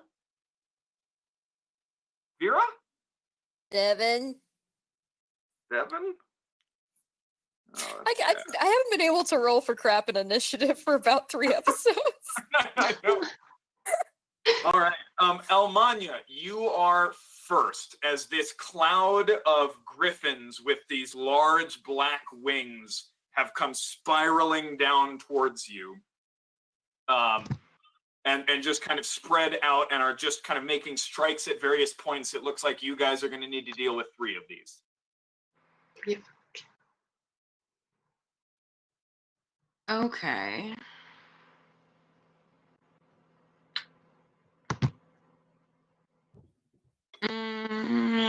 Okay. I think I'll start by casting Shatter on as many of them as I can get. Okay. At the start here, you can probably hit 2 of them. Awesome. I'll do that then. All right. So con saves. Let me do this. Con saves. Oh, I have real dice. Yes. Okay. Natural 1. And 14. So they both fail. Both fail. So sweet. All right. Ooh, they're both going to take 13 points of thunder damage. 13 points of thunder damage. All righty. Oh, what's the wrong one? Okay, great. Excuse me, you doing anything else? I'm going to burn an inspiration to do Mantle of Inspiration and give everybody another temporary 8 hit points. Okay. You guys all have another 8 temporary hit points. You've got you've got a partially healer and then a a bard that gives you 10 hit points. It's together, right? It equals a healer. The best I can do. Sorry. All right. everyone. One of the griffins is definitely coming for you then. Yay. I need you to make a quick wisdom. Oh, I need you and Shoji and Vera to all make wisdom saving throws. 17. Okay, 17, 11. 11. 10 plus 0, that's 15. 15. Okay. Almanya and Shoji, as these Uh-oh. things just descend on you, they are utterly terrifying. It's this just awful combination of lion and griffin and eagle, and it's just a horrible sight. But you manage to kind of shake off that fear. Vera, you suddenly realize you're I at the roll with it. If it's fear, I roll with advantage because it it's is brave, fear. right? So yeah, Okay. actually, go ahead. A lot Is that- better. It's 21. Aren't you a Lightfoot though? I thought that was only Stout. No, it's Lightfoot too. Is it all halflings? Yeah, Yeah, it's that's just a half halfling ability. quality. Oh, that's right. All right. Brave. You owe thanks then to Tolkien for what he did with Hobbit. Great. Okay, in that case, all three of you, Vera, you realize you're at the top of the mast, and this is a bunch of flying predators, and you're really exposed, but you are determined to hunker down, and you're confident you can get out of this. Also, you should probably get off the mast, but you know. All right. So it's going to do that, and then it's going to make. It's going to make a beak and a claw attack against you, Almanya. So beak, claw. Wow. 11 and 13. Both fail, I think. Not roll attacks. Well, that's Oh my, its, 15. Thank God. that's its turn. Good Go thing we to gave your you that armor, Yay. What is right, it? Amadia? I said it's a good thing we gave her that armor. Oh God, yeah. Go ahead, Shoji. What are you doing? I will cast Shatter at level 3. Can I hit more than one? One of the two has moved out from the cluster that Almanya hit earlier, so you'll only be able to hit one. Two have been injured and one is untouched. So which one do you want to hit? Can I hold my action until they come within range of each other enough so I can hit them both? Oh wait, no, we're fighting 3, right? Don't hold a could. leveled spell. But it is a leveled You'll lose spell, it. so if they don't end up doing that before your next turn, you lose the spell slot and nothing happens. Ah, dang it. Okay, so 2 of them are still up there. One of them is down by Vera. Yeah, they have all spread out at this point. Kind of that initial shatter has spread them out a little bit, and one of the one that was clustered has had a turn to move. Okay, I'll cast Shatter at level 2 at one that has been injured that is closest. Okay, so that'll be the one that just attacked Almanya. It makes a con save. 21, so it will succeed. Go ahead and roll your 3d8.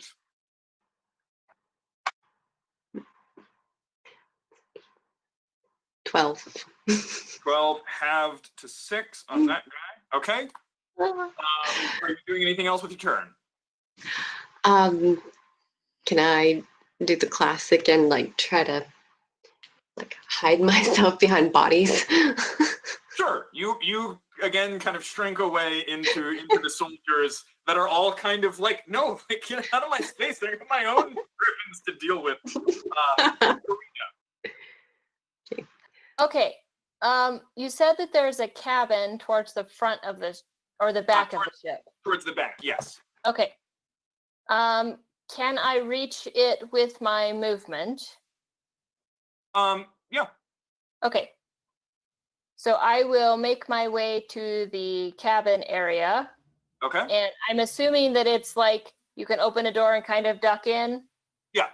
The door is definitely open, and there are like 3 legionaries loading crossbows just inside the door, kind of peeking out to take their shots. Yeah, I'm gonna join them and do the same thing. I So figured, yeah. yeah, that's the point. So first of all, I will bonus action hide. Okay. Where's my stealth? There it is. 18, 18. Okay. and then I will shoot. Do I have advantage? You do have advantage. Cool. Oh my gosh. 25? Yeah. Yeah. Okay. No, that'll hit. I think anything in the monster. And I'm fine on arrows, so I'll just do my snark attack and my regular damage. Snark attack. So that's a crappy roll. That's just 7. 7 damage. Yep. And it does not pierce this thing's hide. It seems supernaturally resilient. So it deals damage, but not as much as you would expect. Okay. And if I have enough movement, I'll just duck back where they can't get a good look at me. All right, you duck back in there. That'll be the next griffin is going to swoop down at Vera in the crow's nest. You are immune for the next 24 hours, so its frightful presence will have no effect on you. Beak attack and then claw attack. Beak attack, 26. Of course not. Claw attack, 23. Fine. So Vera, you take D6s. You will take 24 points of piercing and slashing damage as it dives down towards you and then kind of beats its wings as it just tears at you with its front eagle claws and its beak.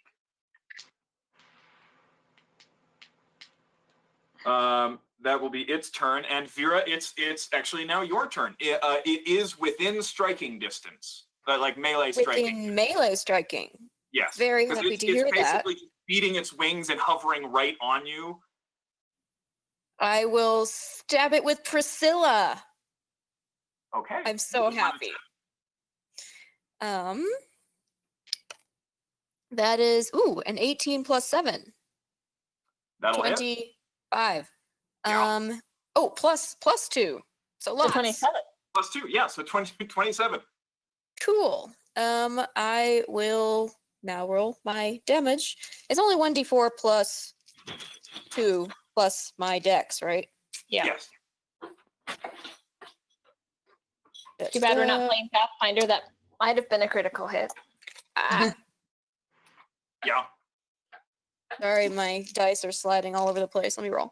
Okay. That's 3 plus 2 5, plus 4. 9. 9. I tutor points children of in math for a living. It's fine. That's 9 points of damage with. Oh, you don't have sneak attack. That's right. I don't have sneak attack. Yes. And Vera, this But does it's magical. full damage. It's is what I was magical. about to say. I'm Priscilla is the best. so that was your action. That was my action. Bonus action, disengage. Okay. And I'm going to zip down this crow's nest. Okay. And start scampering after Karina, actually. Can I make it to the same little cabin? Give me a quick acrobatics check. Acrobatics. Okay. Don't forget to add your whatever from your belt. True, it gives me only a +1. But Yeah, ooh, but still. it's still a 24. No, you just you've learned from the 2 times that you've fallen from the mast in the last 2 hours, and you zip down the mast, and yeah, you duck into that room as well. All right. Not officially hidden, but at least unexposed. Correct. All right. That leaves only Shoji and Almanya as targets. Yay. Guys. Come join us. Yeah. Top of the round, That range Almanya. Karina and Vera. You can see Vera peeking out. You have no idea where Karina is. Oh no, you took a shot. That's right. You hit it. Okay, so you can see Karina and Vera hiding at the cabin edge, kind of shooting out with crossbows. You and Shoji are the only ones kind of dealing with these 3 that are left out here on the deck. Okay. Great. Okay. Karina I will try to catch her eye and like. There are now 5 people in that cabin. There is no room for more. Yeah, I'll move. That's fine. So, Almanya, what are you doing? I'm gonna kind of slowly be backing up, but I'm going to cast Ice Knife. Oh, I'm sorry. I forgot about the 3rd one. Sorry. Let me give the 3rd one a turn real quick. It's going to swoop down and attempt to attack Karina kind of in the doorway. I'm gonna give you half cover because it's flying, trying to attack you through the doorway. So add 3 to your armor class. Also, I need you to make a wisdom saving throw. Me? You're the only one who hasn't rolled against frightful presence, right? Okay. Yep. Wisdom? Yep. 6. 6. You are frightened of this creature. Just this one? Yes, and you can repeat the save at the end of each of your turns. Okay. Okay, so it's going to attack you. That just gives you disadvantage on attacks against it, and you can't willingly move closer, right? It doesn't give it. No, I wasn't Okay. planning on moving closer either. Yeah, I didn't think so. Anyway. So first attack, 24 to hit. Yeah, Second attack, the claw attack, is a 26 to hit. sure. So you will take Now I'm glad we're not playing Pathfinder. 24 points of slashing and piercing damage. Cool. And your alignment is neutral, correct? Correct. Okay. Okay, sorry. Now, Almanya, it's your turn. Okay, I want to cast Ice Knife at the one at whichever one of them kind of looks the most damaged. So there are 2 that are equally damaged, and then the one that's attacking Karina in the doorway is completely untouched. Okay. I'll take one of the slightly damaged ones then. Okay. So there's the one that is attacking you. Yeah. So yeah, we can go ahead and Can I attack be that. flanking with Almanya? No, this thing is kind of above an attack. Oh, okay. Sorry.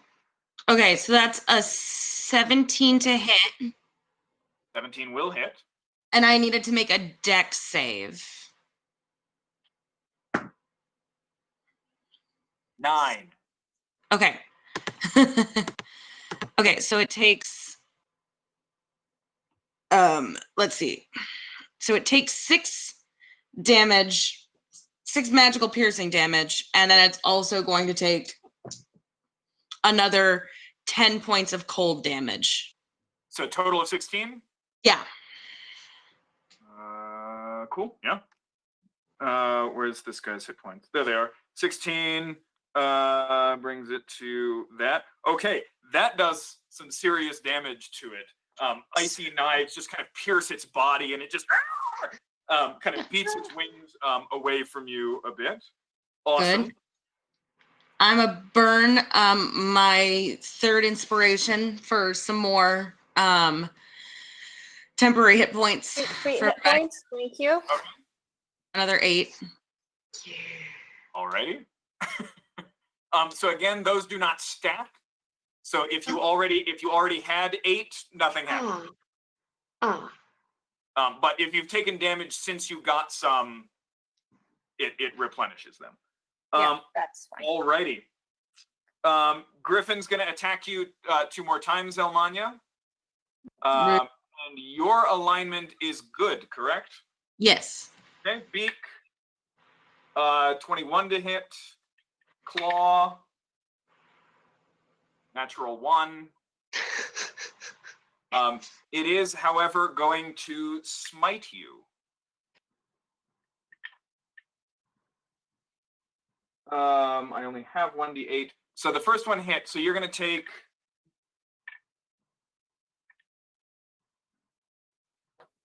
It doesn't like good people? You're going to take 13 points of combined piercing and necrotic damage. Ooh, maybe they'll be my friend. Good to know. And that is his turn. Shoji, you're up. Okay, question. Of all the people gathered here, if I summoned corpses, would that be a problem?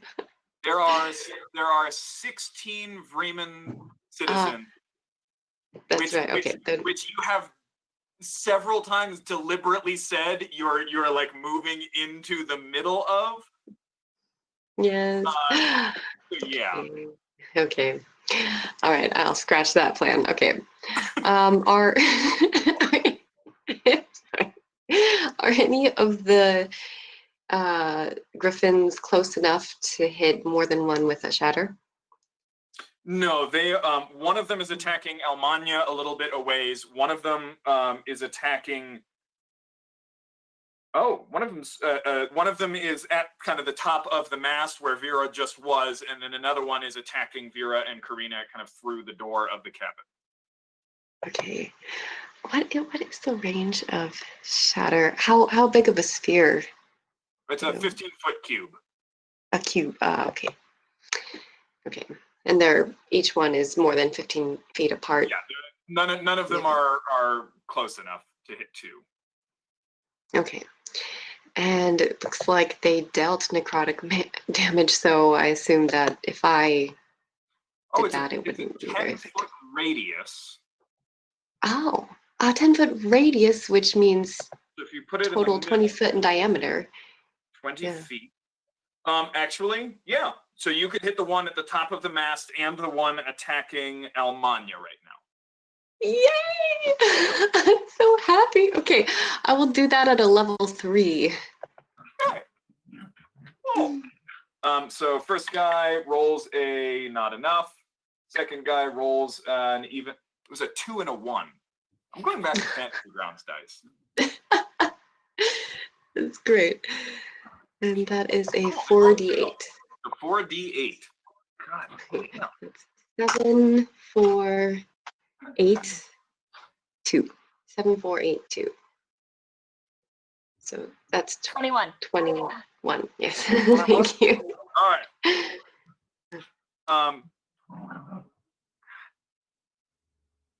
So the one that's been attacking Almania, just like an explosion of feathers and blood, like flying all over the place.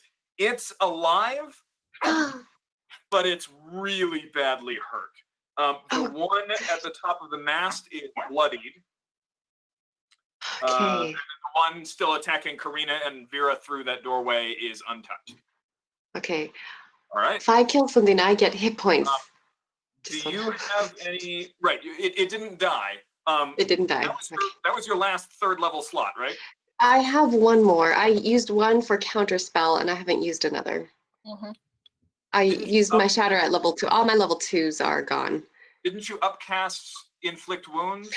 I was going to, but I decided against it, and I cast it. Yeah. You got one more 3rd level slot. And Almania, I think you've got one left as well because it was 2 fireballs. She used suggestion. All right, I also tried to suggestion, so I have no 3rd levels. Suggestion's a 2nd level. Oh, you're right. Haha. I have a single 3rd level left. Okay. All right, good. And it's Karina's turn. There's a griffin just kind of ripping and tearing at the entrance to the cabin. Cool. I would like him to make a dex save, please. On the floor. 19. Okay, he doesn't take any damage. Okay. Can I move further into the cabin? You guys are basically filling it. Okay. So you can. He Is there will. any way I could get 3/4 cover? If you got out of sight of it, sure. Okay, I'll do that. So you basically like shove one of the soldiers just kind of right into the doorway and kind of steal his corner. And then I grab him back and pull him towards in front of me because I'm trying not to deliberately push him out into the way. Sure. Yeah. Like needlessly spending their lives is different from like hiding behind them. Okay. Okay. I'm just being proactive. So the griffin at the top of the mast is definitely coming after you, Shoji. That hurt a lot. So it's gonna dive straight at you. Your alignment is not good, so it can't smite you. And all right, beak attack is a The 17. things we're learning about each other. It's also 17. So I believe both of those hit. So you will take 12, 13, 23 points of slashing damage. Show. Shoji, you're muted.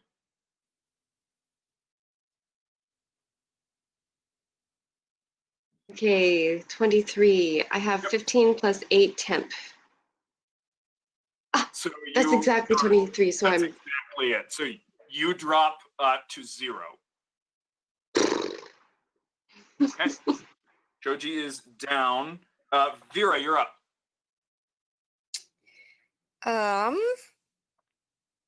Okay. So is there now one actually like over show, as in it's near the ground? It is. There is also one basically in the Yeah. doorway. Yeah, I between know. you I can- and it, but yeah. I can move through its space. Yeah. I technically yes. You gotta find that rule must be a thing. Damn. All right. Thinking about it. It'll still get an attack of opportunity on me unless I bonus action disengage. Yep, here's what's gonna happen. I am going to bonus action disengage with the one right in front of me, go through its space, as in weasel around it.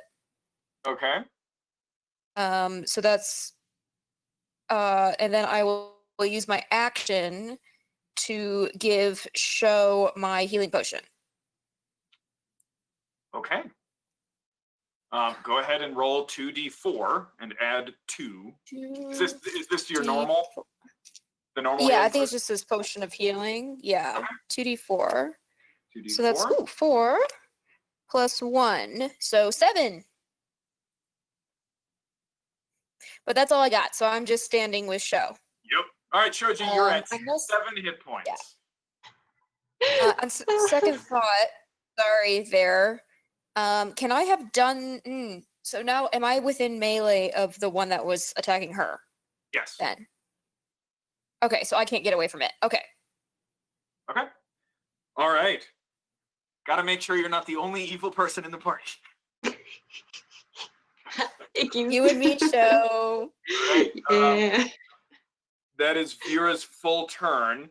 The griffin is now going to kind of claw its way in and try and attack you, Karina. It can't fit in the room, so you will have 3/4 Are these cover. soldiers helping? Yeah, That's right. they're They should be in front. They are shooting at the 9 other griffins that are attacking the No, ship. I'm What about talking meat the shield? soldiers in this room who literally cannot be doing anything else but attacking this griffin. They are, but not without mechanical effect. Okay. I don't want to run 2 separate initiatives. Yeah, that like, makes sense. of this, we run you guys, and mechanically you cannot affect unless you wish to leave this combat and move into that one. Okay, All right. fair enough. Which is kind of what we did in the battle under the ziggurat, where like you were That's true. basically with a different group, or no, Karina, you went to a different. Somebody went to a different initiative order. Yeah, no, I went to help the druid. So you have 3/4 cover. So what's your armor class with a +5? Do I have to tell you? Yes. 21. Or I could pull up Fantasy Grounds and waste more time. 21. Okay. First one misses. Second one is cocked. Second one, a 6 and a 5. I cannot roll above a 6 to hit you, Karina. This is ridiculous. No, you've almost got me at 0, Josh. Relax. Oh, okay. That is its turn. Top of the round. The really damaged one that's now on Shoji is going to try and grab her and fly away. Do I get an attack of opportunity on it? Because it's right in my you face? do, because it's got to fly down at least that low to grab her. So yes, it grabs her body and starts to lift up. Mind you, Roll. she has 7 hit points. Yeah. Oh, yes, so okay. I'm sorry. It does have to roll to hit your armor class then, Yeah. with advantage because you are prone. 26. So it grabs Shoji's body and begins to lift up. Vera, you may make your attack of opportunity. I stab it with Priscilla. Come on, Priscilla. Ooh, it was a natural 19. Plus stuff. Okay. Roll damage. Yee. Now, can she get sneak attack on an opportunity? I'm gonna say no because Shoji has just come to consciousness and has not had a turn to at all threaten the creature. I'm Fine. gonna say no sneak attack on this. Let me see. This is it's just a D4 plus 4 plus 2, right? Yeah. Yeah, it's a D4 plus 6. So it's 8 damage. It had 7 hit points left. Yes. Yes. So Vera, as it lifts off, you just kind of jump up and jam the dagger into its throat and just kind of rip it as you fall back to the ground. Shoji's body Evil kind of buddies slumps for life. onto Yes. the ground. Evil Yes. buddies for life. Yes. Shoji, you No. wake up as you're kind of being lifted into the air. Suddenly, you just hear like a screech and you hit the ground, and Vera, covered in blood, wielding her bloody dagger, is standing over you. Because fuck no, Griffin. No, I would say, oh dearie me, no, Griffin. Deary me. All right, so that's I one love Griffin. it. Oh, Vera, I love you. It is your turn. Okay, and that griffin is definitely dead. Yep. Oh, okay. I will say, Vera, I could kiss you and attack the other griffin with. So there's the one currently on Elmania, Mhm. which is definitely bloodied. Okay, that's the more damaged one. Yes. Yeah, the one attacking Karina right now is still completely untouched. Oh no. I'm gonna gang Okay. up on it. It's okay. Yeah. Let's kill the more bloodied one first. Dang, but it seems like necrotic damage won't be effective. So I'm going to. These are- Mm, Ends. Ooh. Sorry. sorry. Randomly, I'm going to. I'm Make a going to. Sorry. I'm sorry. I should have been thinking more about all of this. Never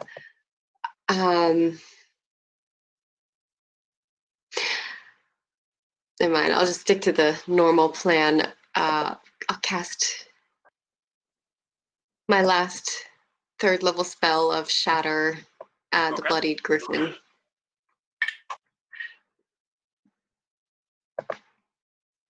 It failed. 8. Ooh, yay! 5, 6, 5. Ooh, 8, 5, 6, 5. What is that? 24. It had 23 hit points. Yes. So the second griffin just like explodes, and bones and feathers and limbs just kind of go flying as you quite literally shatter its body. Yay. We're gonna save you, Karina. That was And rough. and I get some kind of Yes. Yeah. help from that, don't I? So you get temporary hit points, and if I remember correctly, these ones, because of your class, do stack.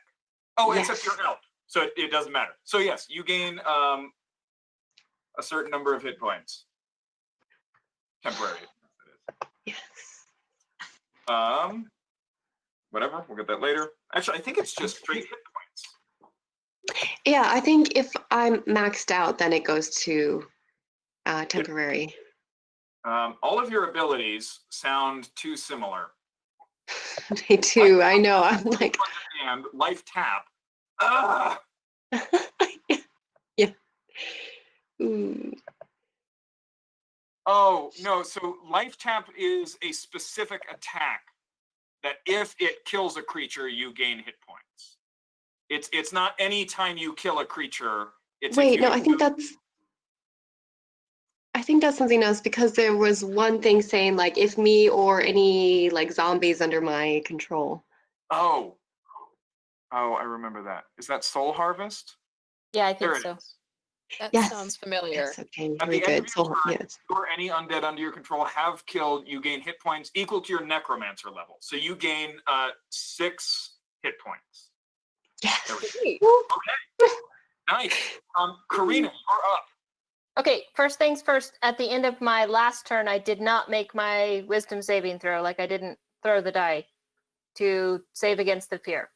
Oh, right. Yes, go ahead and roll that. Do that for my last turn. It's only a 12. 12 is the DC. I'm not afraid anymore. You are no longer frightened. Cool. And how far is this guy from me? It's right on you. Right on me. Okay.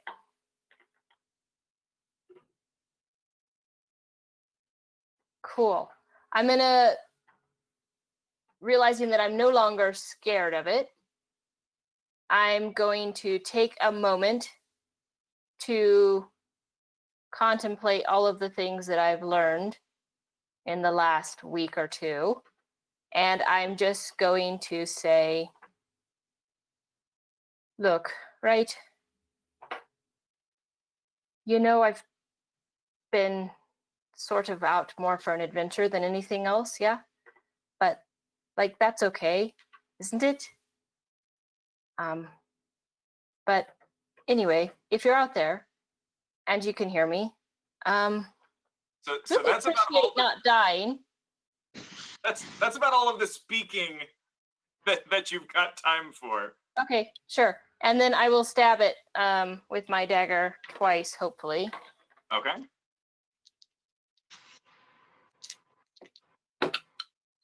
Yeah. Let's see. 9 plus 7. 16. First one hits. Okay, that's the only one that hits. It only does 6 points of damage. Okay, 6 points halved. Because this is with a non-magical weapon. Yeah, I don't have any magical weapons. Okay. All right, you manage to scratch it and take off a couple of feathers, and it barely notices as it just continues to kind of claw and bite Okay. its way. In. And I still have bonus action, right? And movement? Yep. Okay, so I'll bonus action disengage and Okay. move out away towards where Vera went. So it 'Cause it is fully blocking the doorway. Okay. Well, I'll just disengage and get as far away as I can. Okay.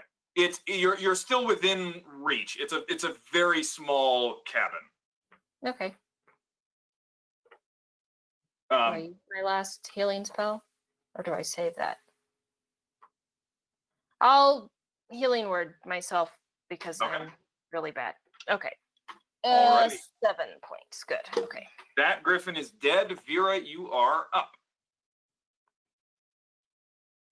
Okay, so I assume the only griffin that is left, right, is the one that's Yep. in the doorway, right? Yep. There's an ally within 5 feet. Yes. I am going to shoot the dang griffin in the back. All right, roll an attack. True rogue style. Is that with advantage? Are you going to hide first? I'll hide first. Okay. I'm not sure where you would hide. I can hide behind anybody bigger than me.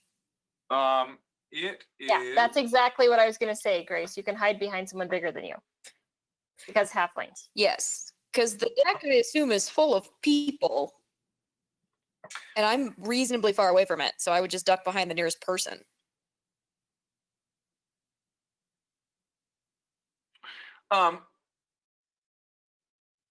Sure, I'll allow it. Cool. So here's the roll. It's only a 14. 14 still hits. No, that's just 14 hide. stealth. Oh, I'm sorry. To stealth, you will not have advantage. Sorry, could you repeat that? My audio cut out. You will not have advantage.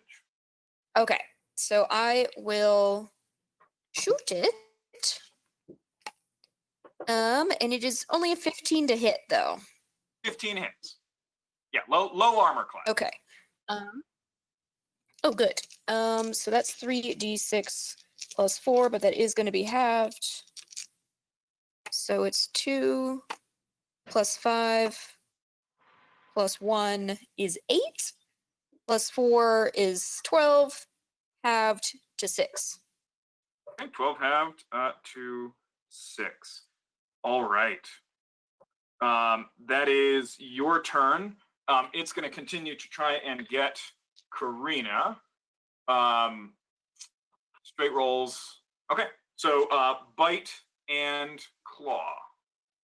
Sorry, beat. 14. Nope.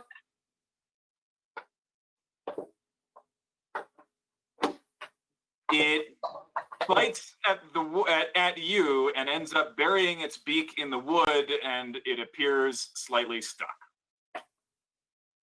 Excellent. So he's Natural. listening and he's Somewhat looking out. dignified.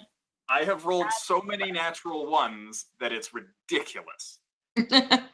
Top of the round, El Mano, what are you doing? You can see like 3/4 of this thing sticking out of the cabin, and you can see its kind of front claws and beaks just like shredding around in there, and you can hear angry and frightened cries of Riemann legionaries, and you know Karina is in there somewhere. I'm a cast ice knife and stab it in the butt. Oh, is that a 3rd level spell? First level. 1st level? God damn! Yep. All right, But you great. have to make an attack roll, Josh, and they have to make a dex save. So it's not as crazy as you think. Sure. 16 to hit. 16? Yeah. 16 hits, and I think it failed the dex save with 12. Yep. Awesome. Okay. It's gonna take 7 points of magical piercing damage and 6 points of cold damage. So 13 overall. All right, icy knives just slam into you. Sorry, into it, And then explode. They explode. and it shrieks in pain. All right, is that your turn? Yep. Okay, Shoji. The recently returned to consciousness. Yay, I'm going to do something very stupid and run up and cast Shocking Grasp. You don't have to run up. Uh, Oh, that's right. It's like right there. No, it's actually a ranged spell. the It's shock grasp is touch. Yeah, the Oh, chill, right. the chill touch. Chill touch. You're right. Yeah, Which the one are chill you doing? touch is necrotic damage though, so Okay. Yeah. that's why I was So, like, oh, Yeah, go ahead and roll d20 plus 7. okay, D20 plus 7. You need a 6 or higher. Oh, thank goodness, because I rolled a 4 and then plus 7. Plus 7 is not enough. That's an 11.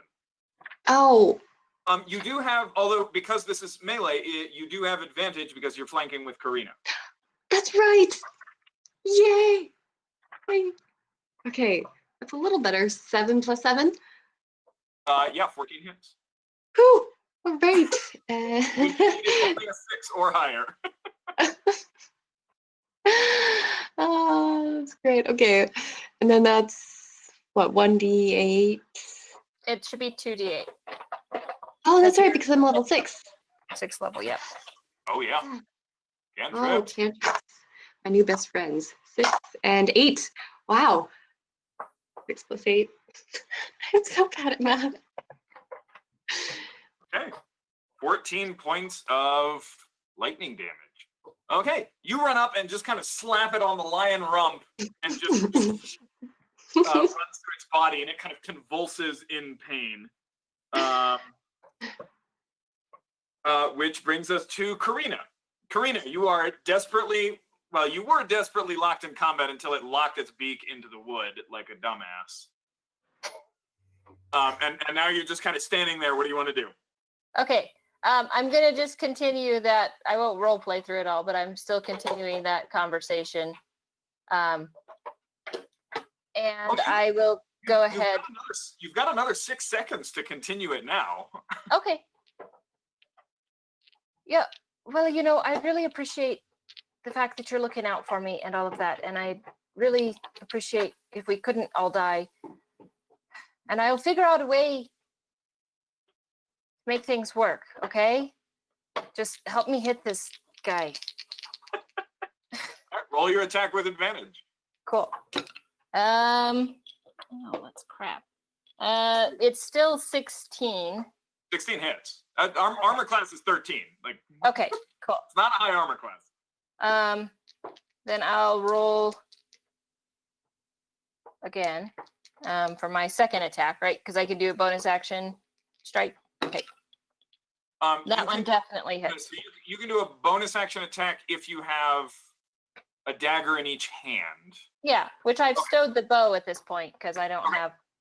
It's stupid to fire a bow in here. Yeah. So I get sneak attack on 1. Yeah. So 2d4 plus 2d6 plus No, it's deep. Yeah. Hang on.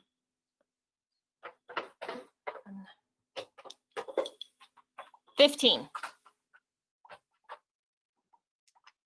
Okay. 15 you said? Yeah. Okay. They'll have Have to 7. 7. Okay. You take the daggers and you just kind of start stabbing wherever you can, and a couple of times you feel it sink through the extremely tough skin of this beast. Okay. Vera, your turn. So I am going to double fist daggers, which I haven't really done very much because I keep forgetting I can. So I've got Priscilla in the on hand, and I have renamed my sawtooth Old Faithful. Old Faithful's in the other hand. And I'm All going right, to go first- for First attack will be Priscilla. Second attack will be Old Faithful. You have Yes. advantage if you flank because you're flanking with Karina. yes. So here's Priscilla. 14 plus, so that hits. First one hits. And then here's Old Faithful is 19 plus, so hopefully that will hit. So I'll need the damages so- separately because the first Yeah. set will be not have the Magical. second set will Yeah. be. So So, first- and Priscilla's the one doing sneak attack too. Yeah. Okay. So Priscilla, where are your D4s? There's one. Alrighty. So Priscilla is only a 1 plus a 2 plus a 4. So 7. Plus the sneak attack damage is 2d6, which is 6 plus 1, another 7. So 14 full. Okay. And then Old Faithful, and I don't add the dex, right? Correct. So it'll just be no. You're 2d4. No, you're a monk. Yeah. I am a monk. So yeah, So it's still the 2d4 plus 4? it's still 2d4 plus 4. Cool. Only 1 plus 3 plus 4. So 8, but halved. 8 halved to 4. Okay, looking super rough.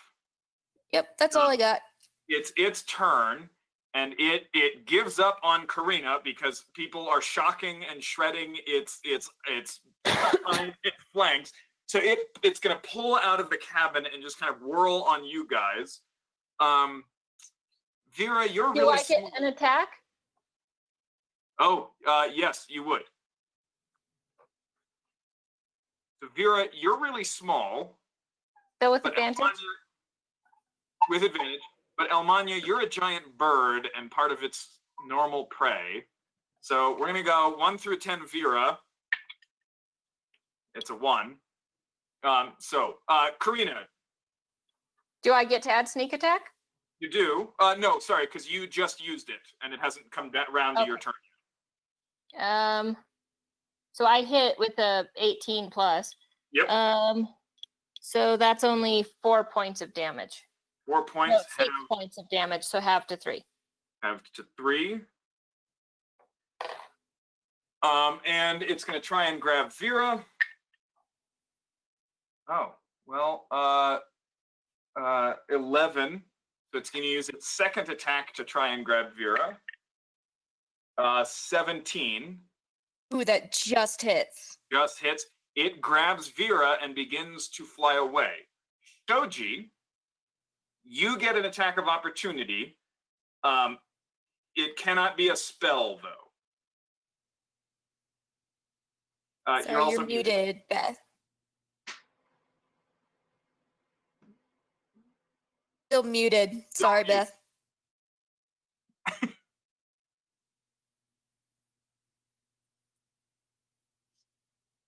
Still muted. There we Sorry, I have to remember to turn my volume down every time I unmute myself. Sorry about that. Okay. So do you have any melee weapons with which to make an attack of opportunity? I do, because this came up once. What's that? I feel like you picked up, was it a dagger? Mm-hmm. Because Yeah, at some point you realize I literally carry 0. Didn't she pick up a sickle? I have a mace. Dagger. I remember it was a mace, yeah, because it's Yeah, heavy duty. I have a mace in my inventory. Yeah. Oh, it's a mace. Great. Oh, okay. Yeah, you have, a mace. Okay. Okay. And are you proficient with that? That's a simple weapon, so I think you are. So, I yeah, think I am proficient. go ahead and roll an attack with advantage. Okay. What do I add to that? It's going to be +3. +3. Okay. So the first one was a 10 plus 3, and Okay. the other was a natural 1. Why did you roll? With advantage, right? Yeah. Its armor class is 13. So a Is it meet or beat? hits. Roll, okay. Roll a d6. Okay. And my object in attacking is making him drop Vera, and I agree to say, not her. Evil buddies another for 4. life. Yeah. 4 points of damage, Yeah. halved to 2.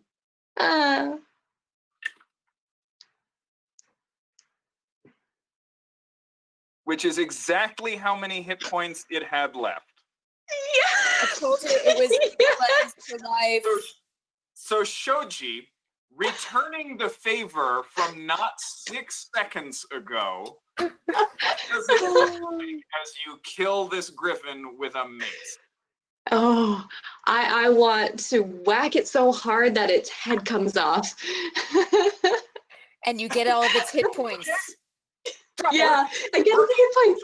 The damage that Karina had already done to kind of the side of the neck as it went in, you just take it, and with more strength than you knew that you had, your skinny white skeletal arms just kind of wham right into the side. And you hear something break, and its head just kind of lolls off to the side. The hail of crossbow bolts from the rest of your companions and magic cast by others drives the rest of the griffins away. There are 2 on the boat, which you guys are welcome to loot, skin, etc. Yes. The rest fly away. We'll go ahead and do that next time because it is 13 after 9. Congratulations edible? on surviving 2 deadly encounters back to back. Thank you. We worked very. I'll go ahead. We'll open up next time with kind of looting those bodies. But I will tell you that there are no more deadly encounters for the remainder of this day. Wow. Okay. I'm so That's cooking awesome. these eagles if they're edible for dinner tonight. Yes. No fire on the Good boat. meat. Good point. I'll figure something out. You We guys are don't need to fire them. We can just. You guys are welcome to take a long rest before the next encounter.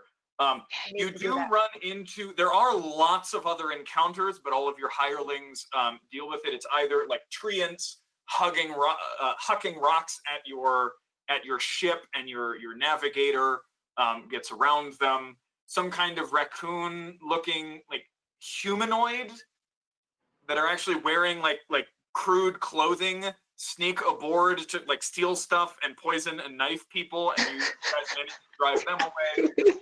Wyverns and other flying predators are dive at you occasionally. Vera, I assume at some point you just kind of tie yourself into the crow's nest. I'm just in a permanent state of hiding in the crow's nest. Ghosts just kind of drift out over the water, moaning their incomprehensible laments. Shapeshifters that pose as like helpless travelers suddenly shift into like these giant ogres with spears that attack you.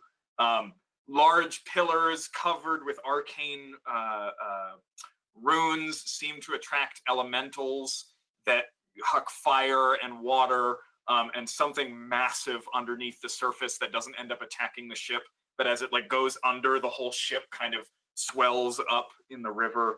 But the most common assault as you travel today are these large floating like tentacled beings with like eye stalks and other just kind of beholder-ish things that kind of fire rays at you guys as you sail past, but you manage to get kind of out of range.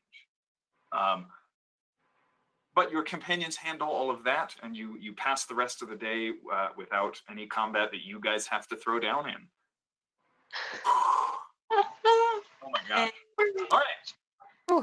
We're going to go ahead and end there. We'll pick up next time with looting those griffin corpses. But otherwise, thank you so much for joining us this evening. We hope to see you again. I actually don't know if we're playing next week. It sounded like too many people were out. I think we have too many people out. Yeah. I think I'm Okay, out. cool. I'm sorry. This will probably be then the last It Gets Worse for the next couple of weeks or so as we head into the Christmas season. But until we get back next time, have a Merry Christmas. In the meantime, check us out on. We have a Twitter? Mm-hmm. Great, cool. Twitter, YouTube. We have lots of Twitch videos. We've got a Patreon. And you can find, I think, information on all of that on at Iconic. Nope. Iconic Production. WordPress.com. I got it. I nailed it. It's just going strong. And we've got lots of other shows that you can watch. We've got podcasts. JM and I just recorded a thing. If you're one of our Patreon supporters, we just did like a behind the scenes thing with the DM this morning, which was lots of fun. I don't know when that'll pop up, but at some point it will for Patreons, for patrons. And there is Jackals on Monday. Awesome. My producer is telling me that Jackals will continue on Monday. If you missed the world premiere last Monday, go back and watch that. Jackals is amazing. It is all of the things and all of the horror and everything that I want in a role playing game. It's fantastic and amazing, and someone's character may have accidentally gotten engaged, but that's fine. I'll deal with that when the time comes. It's the Bronze Age. That's okay. So until next time, we hope you stay happy, healthy, and safe. Have a wonderful Christmas or whatever your chosen celebration is, and we will see you next time on It Gets Worse.